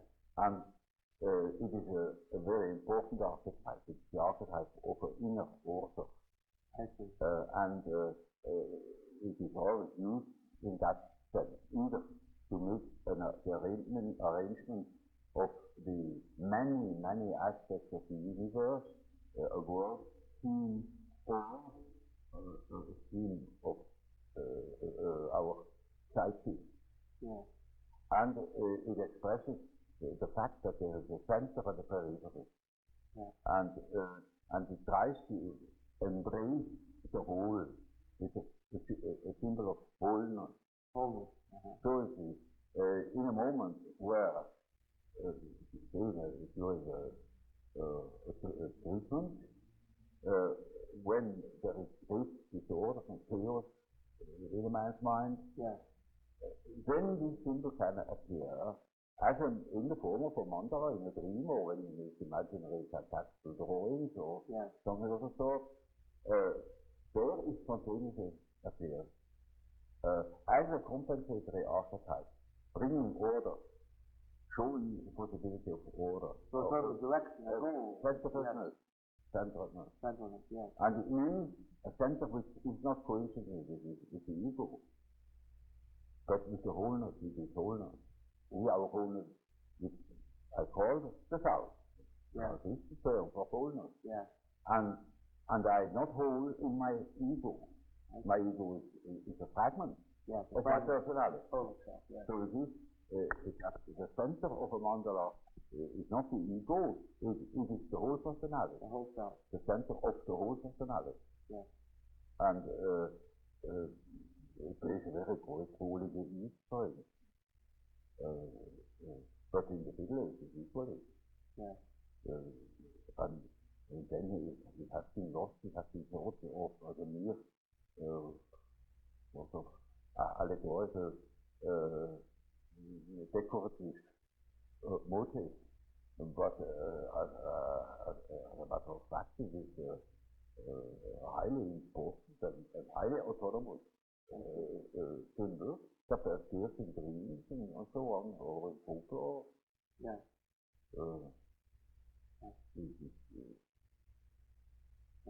One could easily say that it's the main archetype. Now, in speaking of this totality that you say is sort of unified in itself, and of course, as you suggested here, that the mandala is a very important archetype symbolizing this balance, I believe, as you alluded to here. Of course, sometimes we try in psychology to start from whatever totality does exist in the individual and try to sort of look into underlying motivation, and we have recently used a great deal of certain types of testing that we call projective tests. And as you've already suggested, and we all know, of course, very well, that you certainly played a major role in developing this point of view with your word association method. And of course, to a great degree, another very interesting development, of course, about 1922, Hermann Rorschach developed his ink blot or Rorschach test. Now, first of all, to even talk a little bit more about word association work, we've talked a little bit about it already. We've heard your comments on it.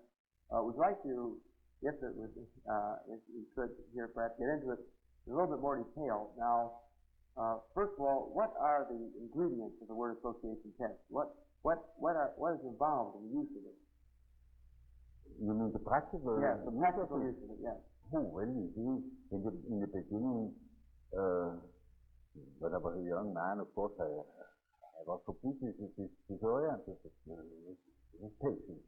I didn't know where to begin or what to say. Yes, yes. And the association has given me a chance to offer access to their unconscious. Yes. I learned about the things that did not tell me. Yes, yes. And I got a deep insight into the things they did not know. Yes. And they discovered many things.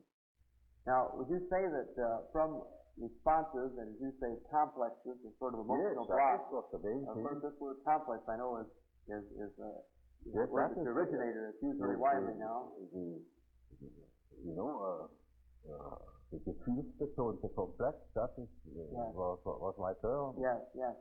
Now, do you hope from these complexes or emotional blocks that you uncover as you administer this test to get at materials in the personal unconscious or the racial unconscious or all of the factors that influence this individual? You know, in the beginning there was no question of collective unconscious or something like that.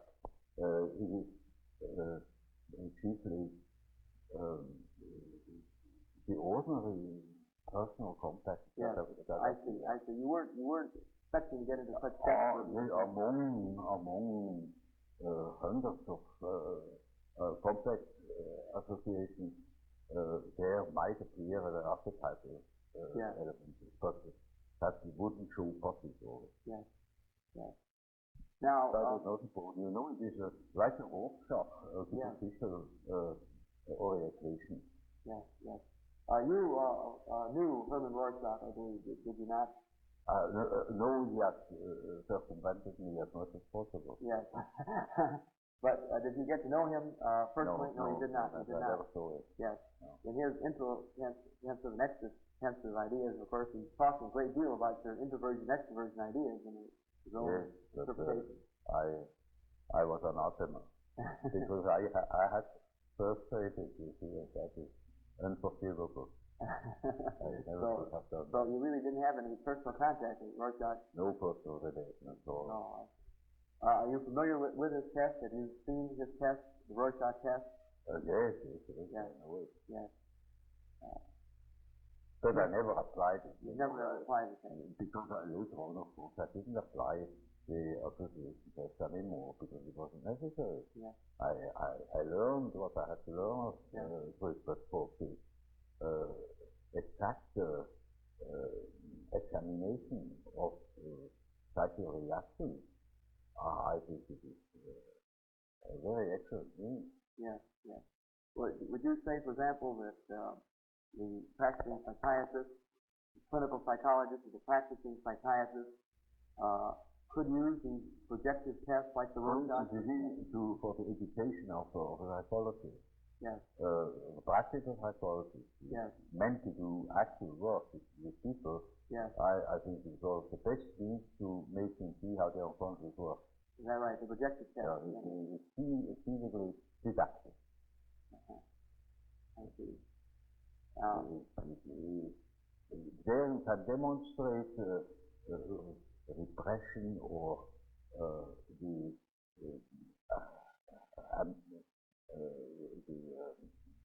amnestic phenomena, the way in which people cover their emotions and so on. Yes, yes. It is like an ordinary conversation, but seen and measured in its principles. Yeah. And that makes it so interesting. Yeah. You observe all the things you observe in the conversation. Yeah. For instance, you ask people something, you discuss certain things, and you observe little hesitation, mistaken speech, certain cases. All that comes to the forefront in the and measurable, you know, in the experiment. And so it is, I think I don't overrate the deductive value of it. I think very highly of it. Yes. Yes, and we still use it in the education of young women. Yeah, use it. Okay. Or you see, for instance, if I had a case that doesn't want to talk, I can make such an experiment that I find out a lot of things through the experiment. Yeah. I have discovered the murder. Is that right? Oh, Would you like to tell us a little bit more how this is done? you have that lie detector in the United States. Yeah. Well, that is the association test I have worked out with the federal awareness phenomenon. I see. And we have done a lot of work also with the pneumocard. If we show the decrease of the volume of breathing under the influence of a contact. I see. That is one of the reasons of a tuberculosis that arises from such a condition. People have a very shallow breathing, don't ventilate the epithelium of the lungs anymore, and get a tuberculosis. Half of the tuberculosis are psychic. Yes. Of course, this matter of psychic tubercular cases and so on, of course, gets us into a particularly interesting special case of motivation that we're talking a lot about in the United States today, and I'm sure that is interesting to you also. This is the whole area of psychosomatic medicine, the way our unconscious, emotional elements of the soul personality. Quite a lot of astounding cures of tuberculosis, chronic tuberculosis, by analysis, where people learn to breathe again. But it wouldn't have helped if they had learned to breathe normally.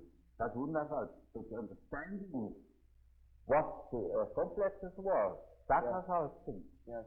Well, when did you first become interested in the psychic factors of tuberculosis? Was it many years ago? When did you first become interested in the psychic factors of tuberculosis? I wasn't really to begin with. I was always interested. Yes, you were. Always interested, naturally. Yes. Now, of course, presumably because I understood so little. Yes. Or I noticed that I understood so little. Yes.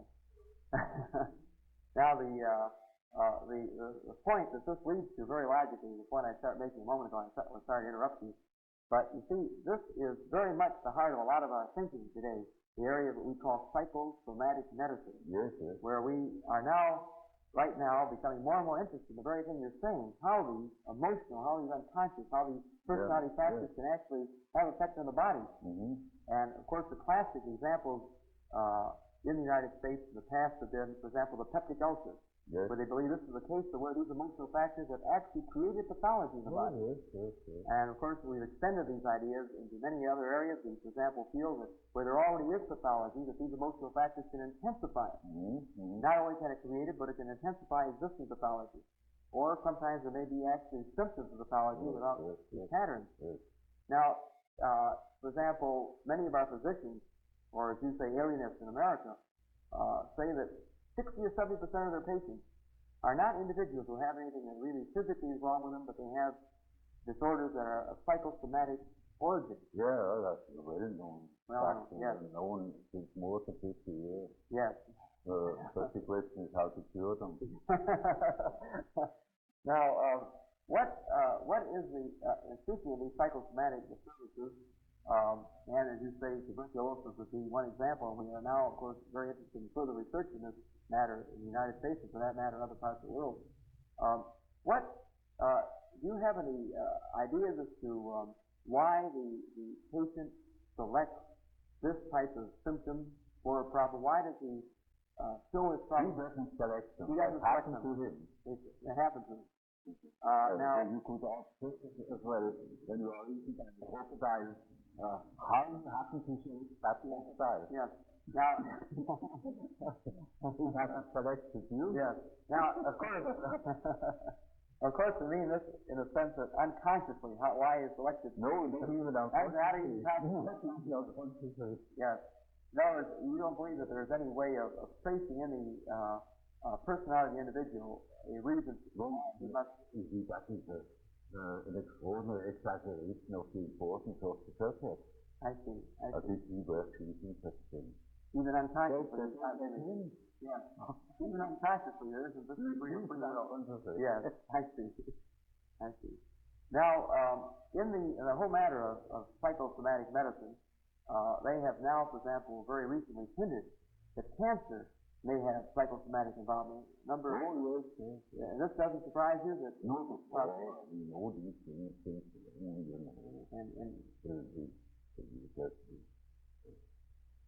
that 50 years ago, we already had these cases, ulcers, stomach, tuberculosis, chronic arthritis, skin diseases. Yes. All psychogenic under certain conditions. Yes. And even cancer, the fact that cancer may have... Well, you see, I couldn't swear. Yes. But I have seen cases where I thought now I should wonder whether there was not a psychogenic reason for that particular age. It came too conveniently. Too conveniently. Yeah. And so some of the studies that, for example, in the United States show that, for example, Jewish women practically never get cancer in the vaginal region. Yes. We're more often to get cancer in the breast region, as one example. Yes. And many things can be found out about cancer, I'm sure. You see, to us it was always a question how to treat these things. And anything is possible. Every disease has a psychological accompaniment. Yeah. And it all depends, perhaps life depends upon it, whether you treat such a patient psychologically in the proper way or not. Yeah. That can help tremendously. Yes. Even if you cannot prove in the least that the disease itself is psychogenic. Yeah. Or you can have an infectious disease in a certain moment of a psychical ailment or predicament. Yeah. Because you are particularly accessible to an infection. Yeah. Because angina is just a repeated psychological disease. Yeah. Yeah. Yet it is not psychological in its physical causation. Yeah. Yeah. It's just an infection. Yeah. But why then? Well, it was a psychological moment. Yeah. Yeah. And you see, when it is established and there's high fever and an abscess, you cannot cure it by psychology. Yeah. Yeah. Yet, it's quite possible that you can avoid it by a proper psychological attitude. Yeah. Yeah. So all of this interest in psychosomatic medicine is pretty old stuff to you. You've been talking this a long time. These are known here long ago. Yeah. Yeah. And so you're not at all surprised with the new development. Well, for instance, with the toxic aspect of schizophrenia. Yeah. I have published it 50 years ago. Yeah. Just 50 years ago.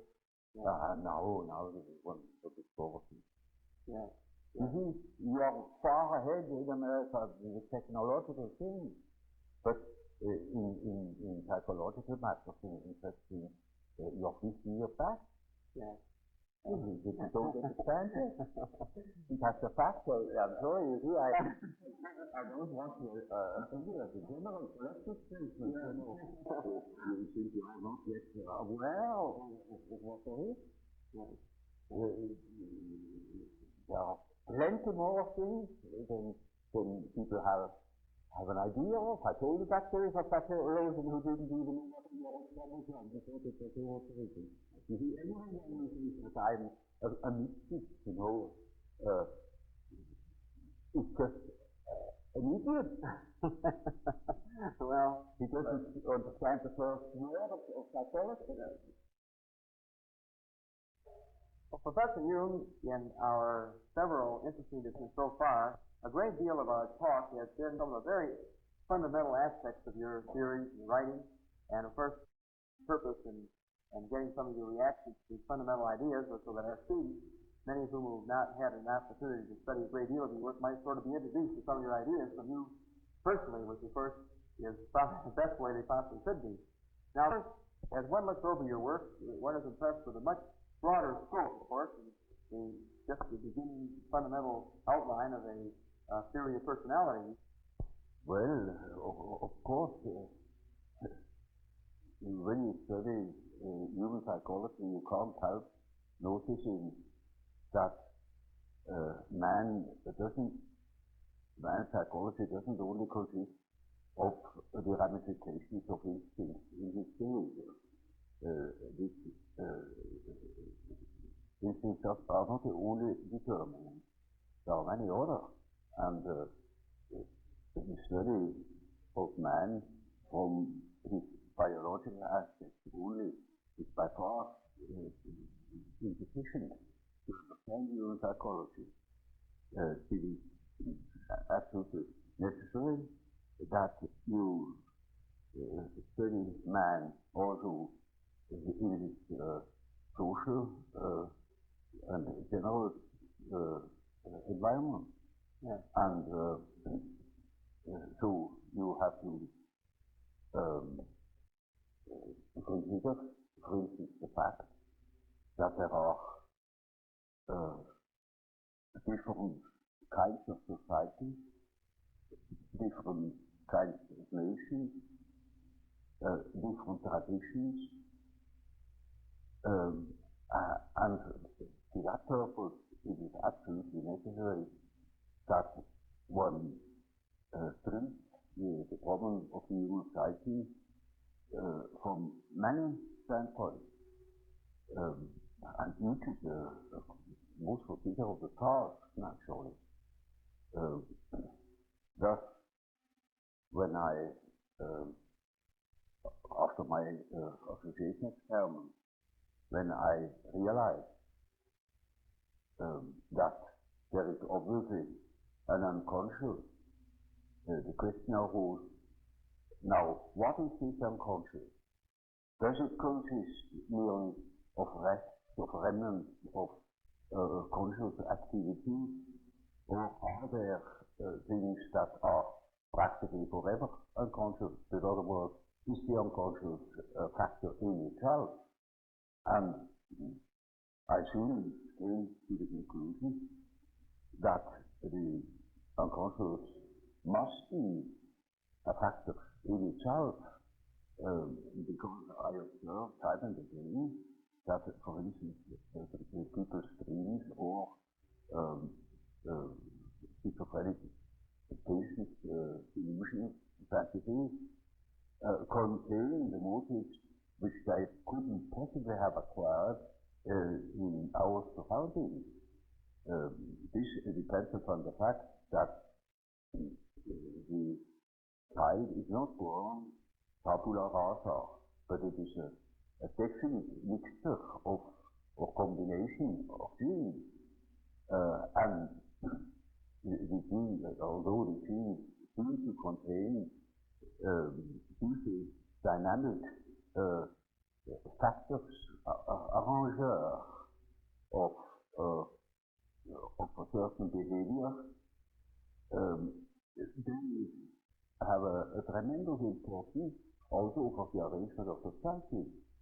The psyche too, in as much as it appears naturally, before it appears we cannot study it, but in as much as it appears, it has certain qualities, it has a certain character, and that needs must depend upon the elements in the child.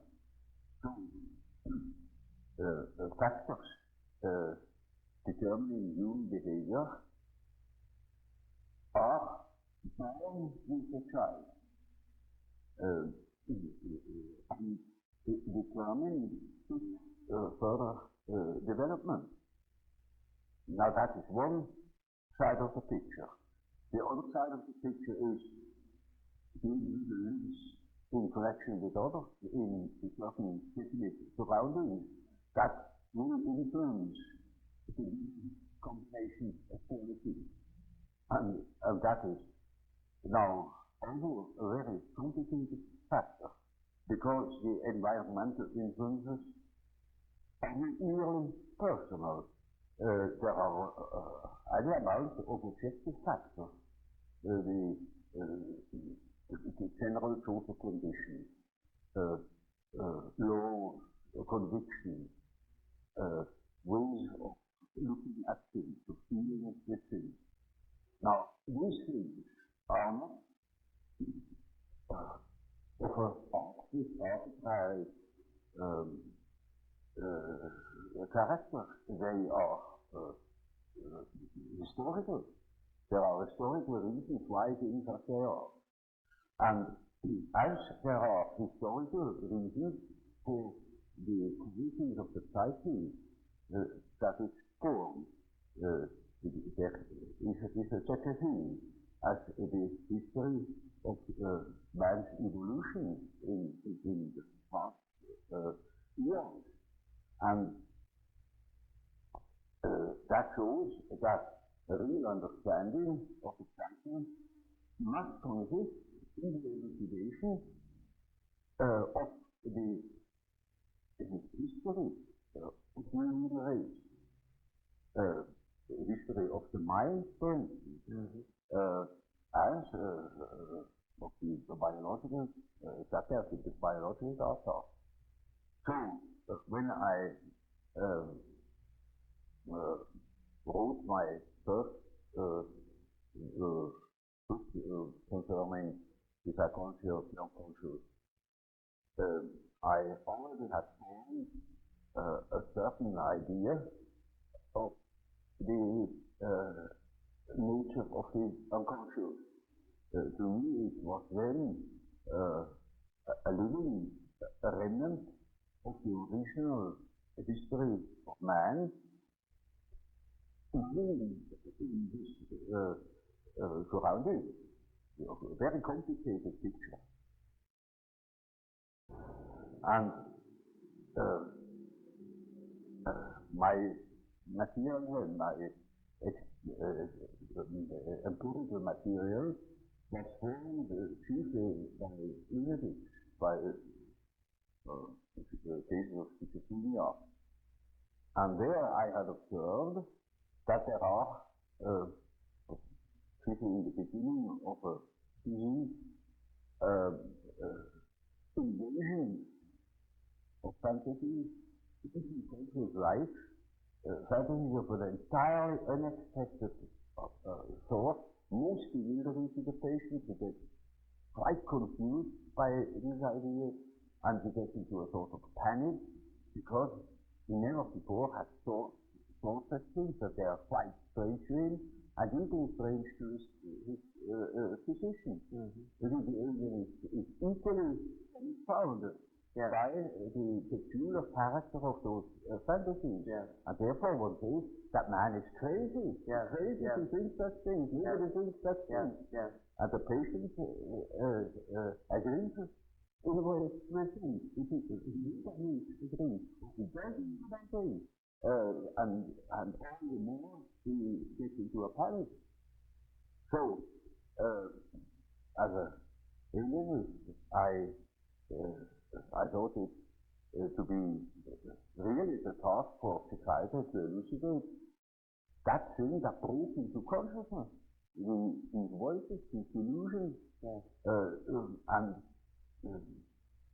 in those days, that is, mind you, more than 40 years ago, or almost 50 years ago, I had no hope to be able to treat these cases or to be able to help them. But I had a very great scientific curiosity, and I wanted to know what these things really were, because I thought that these things had a system. They were not merely chaotic material, because there was too much sense in those fantasies. So what I did then was I studied cases of psychogenic diseases like diphtheria, hystericism, somnambulism, and such things, where the content that came from the unconscious were in a readable condition, in an understandable condition. And then I saw that, in contradistinction to the schizophrenics, the mental contents of hysterics were of a humanly understandable character. They were even elaborate, dramatic, suggestive, insinuating. Someone could make out a second personality. Now, this is not the case with schizophrenia. Whereas the fantasies, on the contrary, are unsystematic, chaotic, and we cannot make out a proper second personality. Apart from vast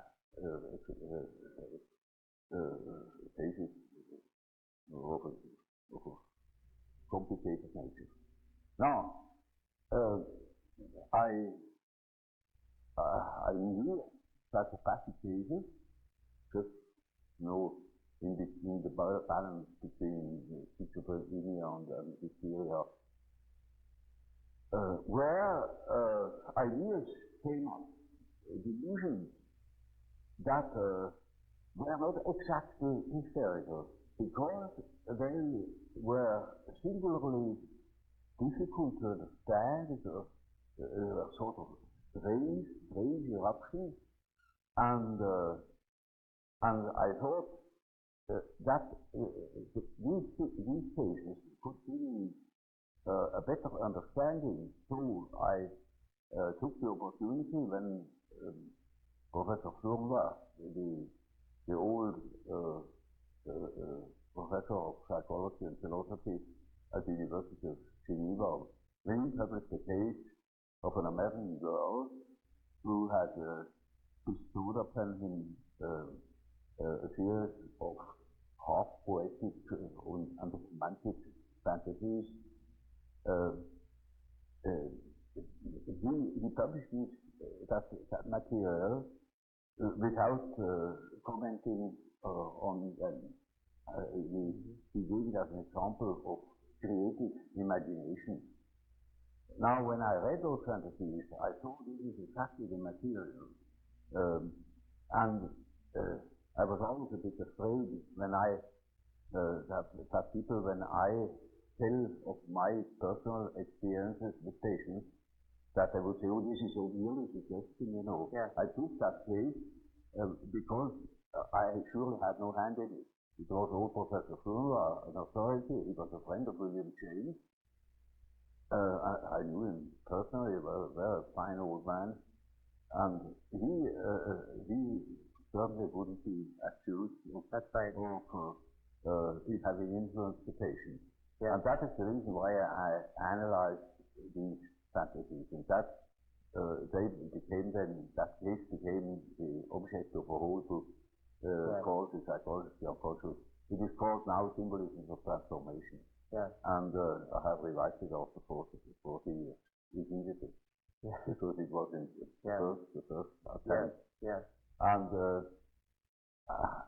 there I tried to show that there is a sort of unconscious, I then simply call it the unconscious, that clearly uses things which are historical and not personal. Yeah.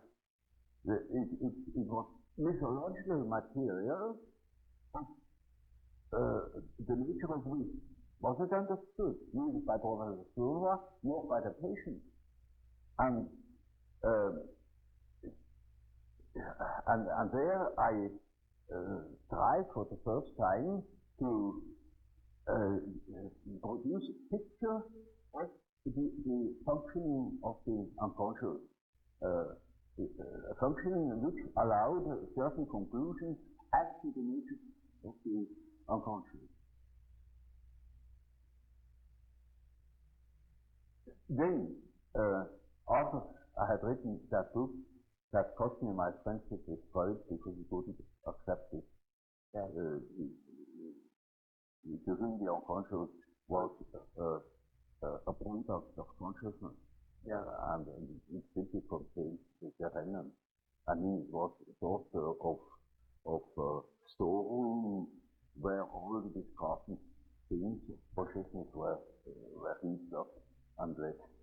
And but to me, the unconscious then was already a matrix, a sort of basic consciousness of a created nature, namely a capable of autonomous acts, autonomous intrusions into consciousness. In other words, I took the existence of the unconscious for a real fact, for a real autonomous factor capable of independent action. Yes. And now that was a problem, a psychological problem of the very first order. And that made me think and seriously, because the whole of philosophy nowadays has not yet recognized this fact, that we have a counter-actor in our unconscious, that in our psyche there are two consciousnesses, one factor, and there is another factor, equally important, that is the unconscious, that can serious consciousness any time it needs. And of course, I say to myself now, this is very uncomfortable, because I think I am the only master in my house, but I must admit that there is another somebody in that house that can play with me. And I have to deal with the unfortunate victims of that interference every day in my patients. So the next thing I wrote was in 1918, namely a disquisition about the relations between the ego and the unconscious, where I tried to formulate the experiences that are more or less regularly observable in cases where a consciousness is exposed to unconscious data or interferences or intrusions, where the unconscious is considered as an autonomous factor that has to be taken seriously, where one doesn't say anymore or undervalue the unconscious by assuming it is nothing but a discarded remnant of consciousness. It is a factor in its own dignity, and a very important factor, because it can create the most horrible disturbances.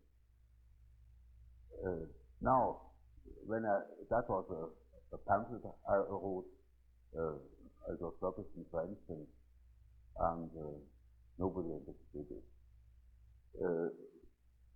I thought that the reason why nobody understands it is that why nobody has a similar experience, because the Christian hasn't been pursued to such an end, namely that one has taken the unconscious seriously and considered it as a real factor that can determine human behavior to a very considerable degree. Do you think that the humanities are important for the individual who wants to study the individual? One doesn't see what an education without humanity to be human. He loses the connection with his family, as it were. I mean, with the whole family, the tribe, the connection with the past, that he lives in that in which man always has lived. Man has always lived in the midst. And we think we are able to be born today and to live in no midst, without history. That is a disease. That's absolutely abnormal, because man is not born every day. He is once born in a specific historical setting with the specific historical qualities, and therefore he is only complete when he has a relation to these things. It's just as if you were born without eyes and ears. When you are growing up with no connection with the past. From with the standpoint of natural time, you need no connection with the past. You can wipe it out. Yes. Yes. And that is a mutilation of a human being. Now I saw from my practical experience that this kind of proceeding has a most extraordinary therapeutic effect. I can tell you such a case. That was a young Jewish girl, and the father was a banker, and she had received a entirely worldly education. She had no idea of any kind of tradition or so. And then I went further into her history and found out that her grandfather had been a tzaddik in Galicia, and when I knew that, I knew the whole story. That girl suffered from a phobia, a terrific phobia. She has been in a psychoanalytic treatment already, with no effect. And she was really badly plagued by that phobia. Anxiety states with all sorts of things. And then I saw that girl has lost the connection with the past, has lost, for instance, the fact that her grandfather was a tzaddik, that he lived in the midst, and her father had fallen out of his shoes. So I simply told her, you will understand what your fear is. You know what you have lost? And she said, of course not. I said, your fear is the fear of your way. You know, the effect was that within a week she was cured from so many years of bad anxiety states. Because he went like a lightning through her. I only could say it because I knew that she is absolutely lost. She thought she was in the middle of things, but she was lost, gone. Made no sense. What is our existence? You know, when we are just average numbers. You know, the more you make people to average numbers, the more you destroy our society. Yeah. The ideal state, then a great state, then you can go to Russia, there's wonderful. There you can be a number, but one pays it very dearly. Our whole life goes to places. Okay. And so here has plenty of cases of a similar kind. And that has naturally led me on to a profound study of the archetypes. So, Professor Jung, so you began to see, in a sense, your typology led to a sort of a theory of a psychology of opposites, that the conscious would reveal one side of a type, and the unconscious would be the other side. Yeah. And that this would be a very important way, then, of helping you to analyze and understand the individual. Right. Mostly, quite, from a practical point of view, quite important. Well, the point I wanted to elucidate is, you know, in analyzing a patient, you make typical experiences, namely, there is a sort of typical way in which the integration of consciousness takes place. Namely, the average way is that through the analysis of dreams, for instance, you become acquainted with the contents of the unconscious. I already told you this to begin with all personal material. Yeah. Subjective questions, questions of the individual, difficulties in adapting to environmental conditions, and so on. Yeah. Now, it is regular observation that when you talk to an individual, and this individual gives you insight into its inner preoccupation, principle, emotion, in other words, hands over his personal complexes, then you get slowly and nilly into the situation of a sort of authority. Yeah. A point of, you become a point of reference. You know you are in possession of all the important items in a person's development. I remember, for instance, I analyzed a very well-known American politician, and he told me, any amount of the secrets of his trade. And suddenly he jumped up and said, "By God, what have I done? You know, you get $1 million for what I have told you now." And I said, "Well, I'm not interested. You can sleep in peace. I shall not betray you. I forget it within a fortnight." Now, you see, that shows that the things people hand out are not merely in that one thing. When it comes to something important, emotionally important, then they hand out themselves. They hand out a big emotional value, as if they were handing over a large sum, as if they were trusting you with the administration of their estate. Yeah. And they're entirely in your hands. Yeah. Often really, I hear things that could ruin those people, utterly perfectly ruined. Or it would be me if I should have any blackmailing tendencies, unlimited power to blackmail them.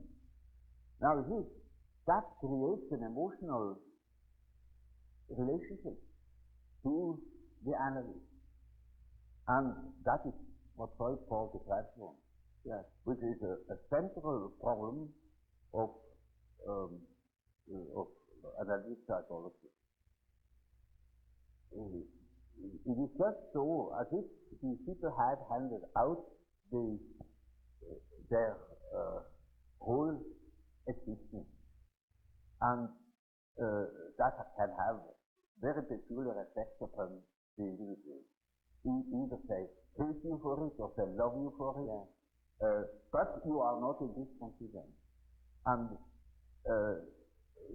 there is then a sort of emotional relation between the patient and the doctor. Yeah. Now, when you hand out such material, then you these contents are associated with all the important persons in the life of a patient. Now, the most important persons are usually father and mother. Yeah. That comes up from childhood. The first troubles are with the parent as a rule.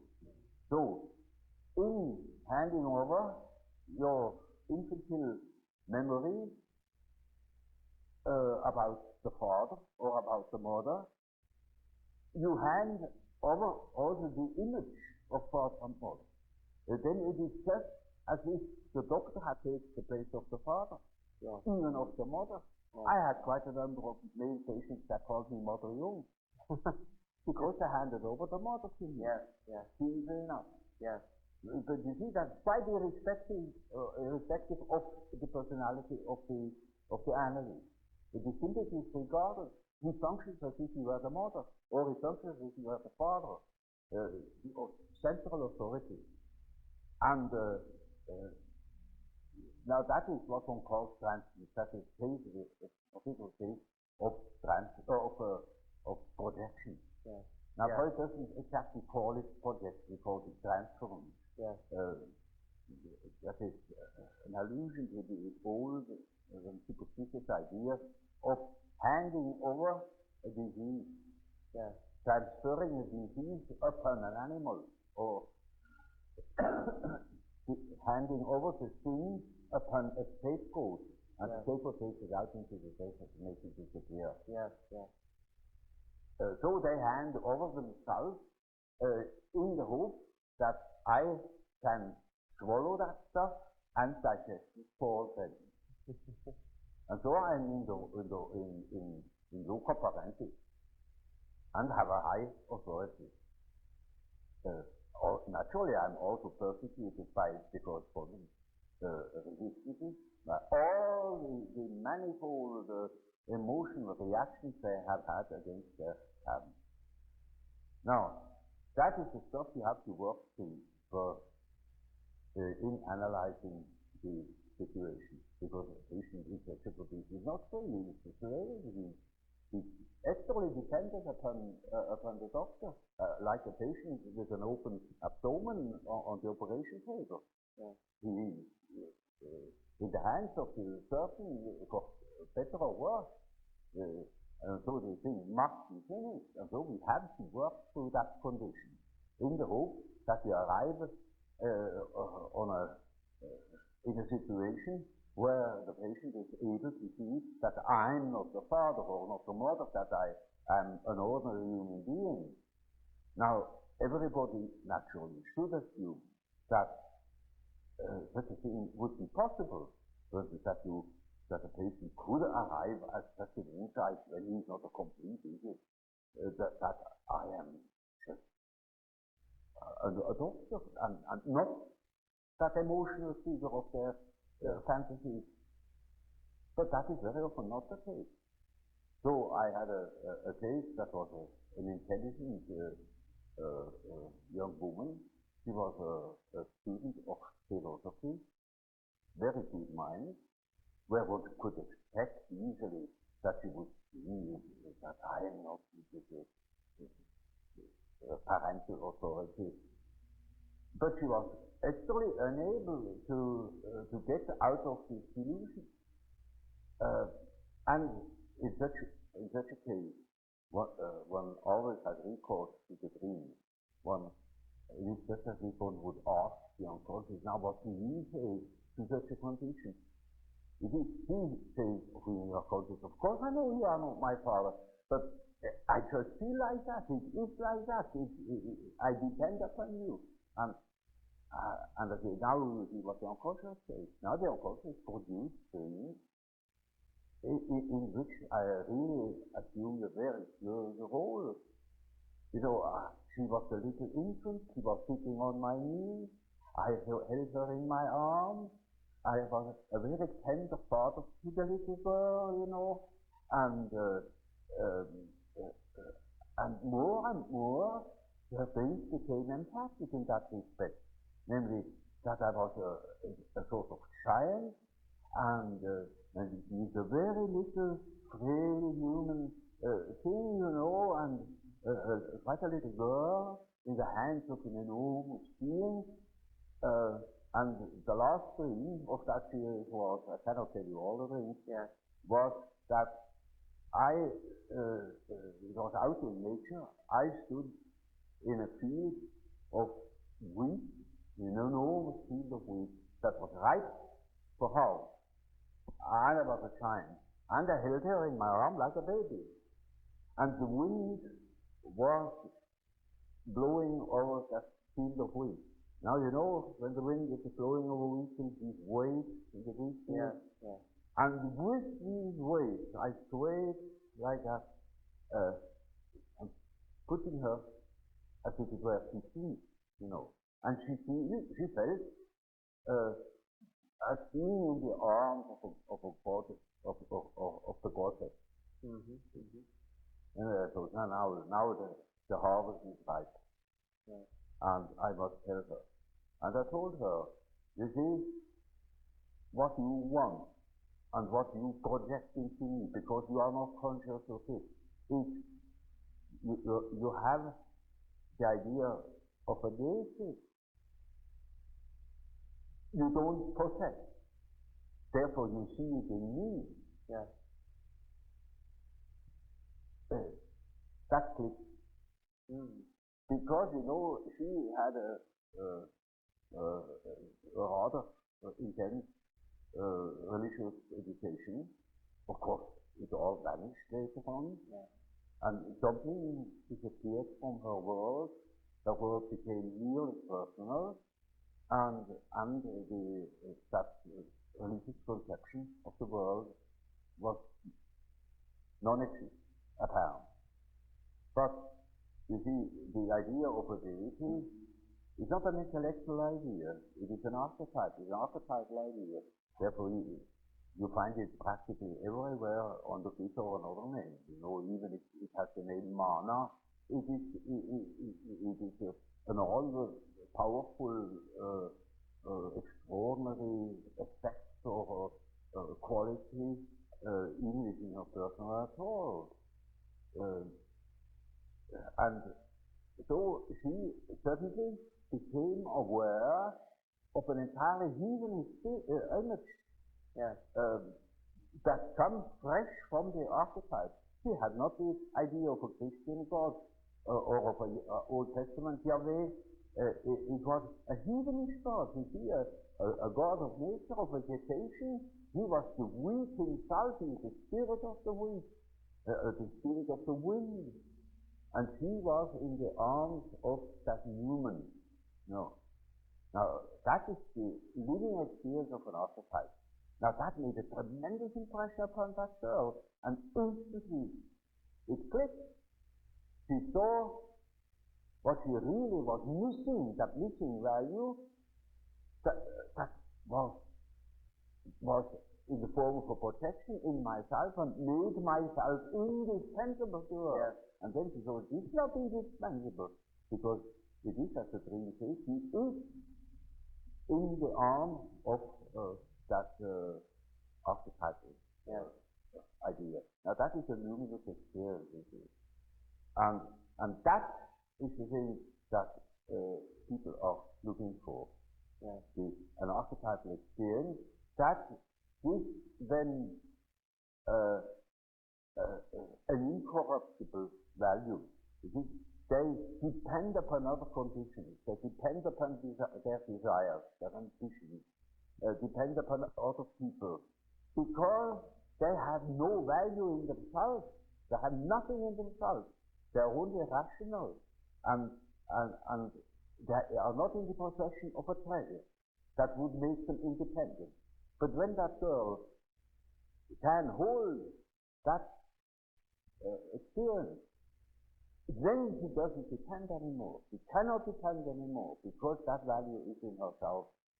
And that is a source of liberation. Yeah. And that is, of course, makes her complete, you know. In as much as she can realize such a luminous experience, she is able to continue her path, her way, her individuation. The acorn can become an oak and not a donkey. Nature will take her course. She will become that which she is from the beginning. Now, having seen such cases, quite a number of such cases, that of course has given me a motive to study the archetype. because I began to see that the structure of what I then call the collective unconscious is really a sort of agglomeration of such typical images, of which each has a numinous quality, you know. The archetypes are at the same time dynamic. They are instinctual images that are not intellectually invented. They are always there, and they produce certain processes in the unconscious. One could best compare with myth. That's the origin of mythology. Now, having seen such cases, quite a number of such cases, that of course has given me a motive to study the archetype, because I began to see that the structure of what I then call the collective unconscious is really a sort of agglomeration of such typical images, of which each has a numinous quality, you know. The archetypes are at the same time dynamic. They are instinctual images that are not intellectually invented. They are always there, and they produce certain processes in the unconscious. One could best compare with myth. That's the origin of mythology. Mythology is a pronouncing of series of images that formulate the life of archetypes. And so the statements of every religion, of many poets and so on, are statements about the inner mythological process, which is a necessity because man is not complete if he is not conscious of that aspect of him. So if a man is not complete when he lives in a world of statistical truth. He must live in a world of his biological truth. That is his biological truth. That is not merely statistics. It is the expression of what he really is, as what he feels himself. So he is somebody without the mythology. Is merely an effect of statistics, as it were. He is an average phenomenon. And while the truth is, the carriers of life are individuals, not average numbers. Yes. Yet our natural science makes everything to an average, reduces everything to an average, and of course all the individual qualities are wiped out. And that of course is most unbecoming, it is unhygienic, it deprives people of their specific values where they are individuals. It deprives them of the most important experiences of their life, where they experience their own values, the creative background of their personality. I think it's obvious that nobody understands these things apparently. That's quite strange. Do you think that the humanities are important for the individual who wants to study the individual?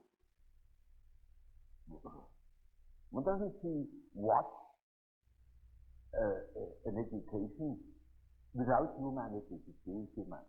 Yes. He loses the connection with his family, as it were. I mean, with the whole family, the tribe, the connection with the past, that he lives in that in which man always has lived. Man has always lived in the midst. And we think we are able to be born today and to live in normally, without history. That is a disease. That's absolutely abnormal, because man is not born every day. He once born in a specific historical setting with specific historical qualities, and therefore he is only complete when he has a relation to these things. As if you were born without eyes and ears, when you are growing up with no connection with the past. From with the standpoint of natural science, you need no connection with the past. You can wipe it out. Yes. Yes. And that is a mutilation of the human being. Now I saw through my practical experience that this kind of proceeding has a most extraordinary therapeutical effect. I can tell you such a case. That was a young Jewish girl, and her father was a banker, and she had received the entire worldly education. She had no idea of any tradition or so. And then I went further into her history and found out that her grandfather had been a tzaddik in Galicia, and when I knew that, I knew the whole story. That girl suffered from a phobia, a terrific phobia. She has been in a psychoanalytic treatment already, with no effect. And she was really badly plagued by that phobia, anxiety states with all sorts of things. And then I saw that girl has lost the connection with the past, has lost, for instance, the fact that her grandfather was a tzaddik, that he lived in the midst, and her father had fallen out of his shoes. So I simply told her, you will understand what your fear is. You know what you have lost? And she said, of course not. I said, your fear is the fear of your way. You know, the effect was that within a week she was cured from so many years of bad anxiety states. Because she went like a lightning through her. But I only could say it because I knew that she is absolutely lost. She thought she was in the middle of things, but she was lost, gone.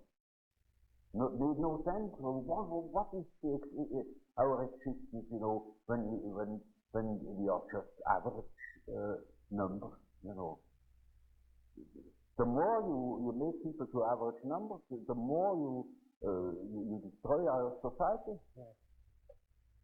The ideal state is a great state. Then you can go to Russia. There's wonderful. There you can be a number, but one pays it very dearly. Our whole life goes to places. Okay. And so here has plenty of cases of a similar kind. And that has naturally led me on to a profound study of the archetypes. I got more respectful of archetypes, but now by those that thing should be taken into account. That is an enormous factor, very important for our further development and for our well-being. Now,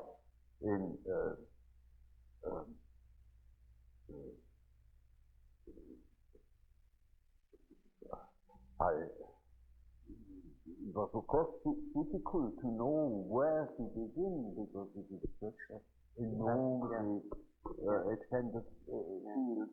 And the next question I asked myself was, now where in the world has anybody been busy with that problem? And I found nobody, except a peculiar spiritual movement that went together with the beginnings of Christianity, namely the Gnostics. And that was the first thing I said that I saw. They were concerned with the problem of archetypes and made a peculiar philosophy of it. As everybody makes a peculiar philosophy of it when he comes across it naively and doesn't know that those are structural elements of the unconscious psyche. Nowadays, they have lived in the first, second, and third centuries, and what was in between? Nothing. And now, today, we certainly fall into that hole and are confronted by the problems of the collective unconscious, which were then the same in 2000 years ago, and we are not prepared to meet that problem. I was always looking for something in between, you know, something that links that remote past with the present moment, and I found, to my amazement, it is alchemy. That is understood to be a history of chemistry. It is, one could almost say nothing less to that. It is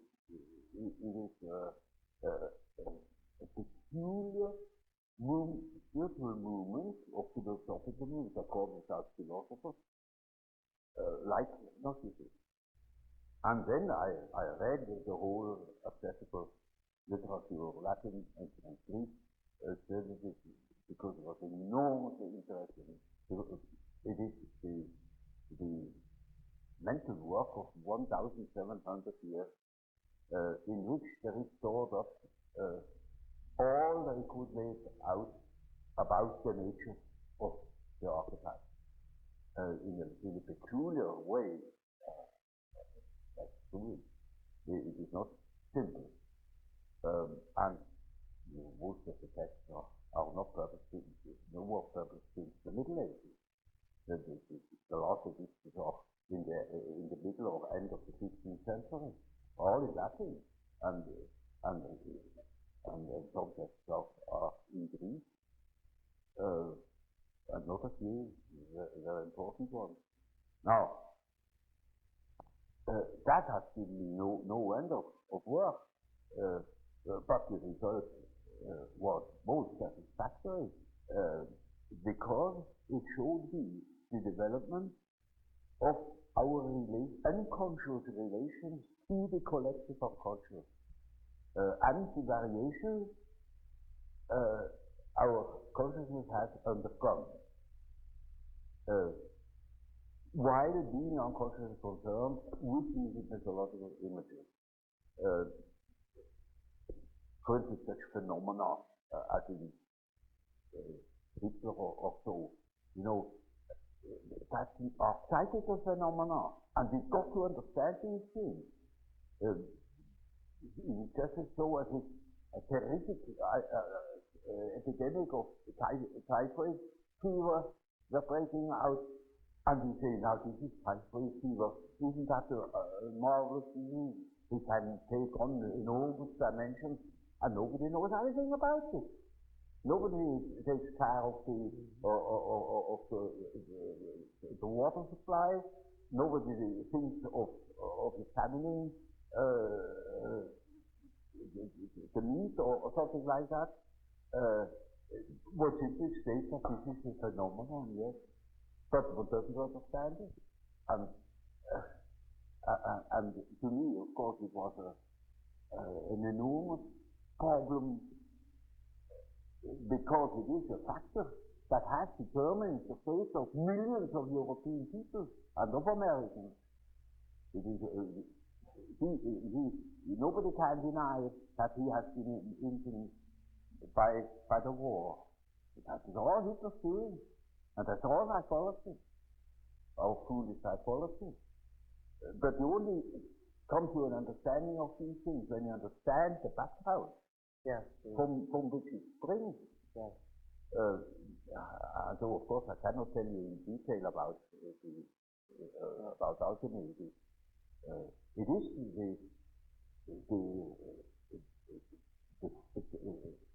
the basis of our modern way of perceiving things, and therefore it is as if it were right under the threshold of consciousness.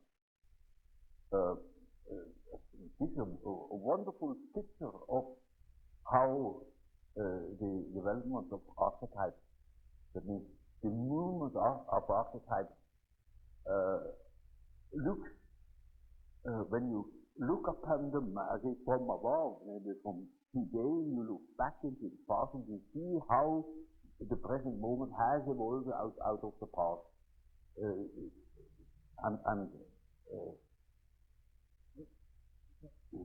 is just as if the alchemistic philosophy, it sounds very curious. You should give it an italical name, hazardous name, we call it hermetic philosophy, of course, that conveys specifically as the term alchemy. Yeah. It is the parallel development, as Gnosticism was, to the conscious development, say, of Christianity, of our Christian philosophy, of the whole psychology of the Middle Ages. And so it is. In our day, we have such and such view of the world, such and such a philosophy, but in the unconscious we have a different one. And that we can see through the example of the alchemistic philosophy that it behaves towards the medieval consciousness exactly like the unconscious behaves to ourselves. And we can construct or even predict our the unconscious of our day when we know what it has been yesterday. Now that is with a few words the development of my ideas.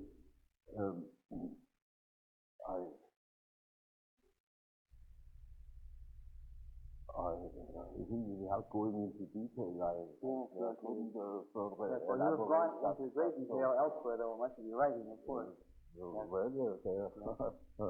Well, people have to read the book finally, in spite of the fact that they are sick. And we're hoping. I'm sorry.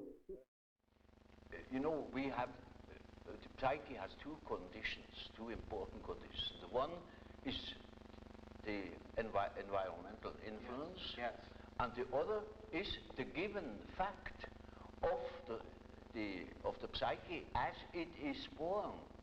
The psyche is by no means tabula rasa. We are a definite mixture and combination of genes, and they are there from the very first moment of our life, and they give a definite character even to the little child, and that is a subjective factor looked at from the outside. Now, if you look at it from the inside, then it is just so as if you would observe the world. Yes. When you observe the world, you see people, you see houses, you see the sky, you see tangible objects. But when you observe yourself within, you see moving images. Yes. A world of images. Yes. Generally known as fantasies. Yet these fantasies are facts. You see, it is a fact that a man has such and such a fantasy. And it is such a tangible fact, for instance, that when a man has a certain fantasy, another man may lose his life. Yes. Or a bridge is built. Yes. These houses were all fantasies. Yes. Everything you do here, all of the houses, everything was fantasy to begin with. And fantasy has a proper reality. That is not to be forgotten. Fantasy is not nothing. It is, of course, not a tangible object, But it is a fact, nevertheless. It is, say, a form of energy. Yes. Despite the fact we can't measure it. Yes. It is a manifestation of something. Yes. And that is a reality. That is just a reality as, for instance, the peace treaty of Versailles or something like that. Yes. It is no more. You can't show it. Yes. But it has been a fact. Yes. Yes. And so the psychical events are facts, are realities. And when you observe the stream of images within, you observe an aspect of the world. Yes. Of the world within.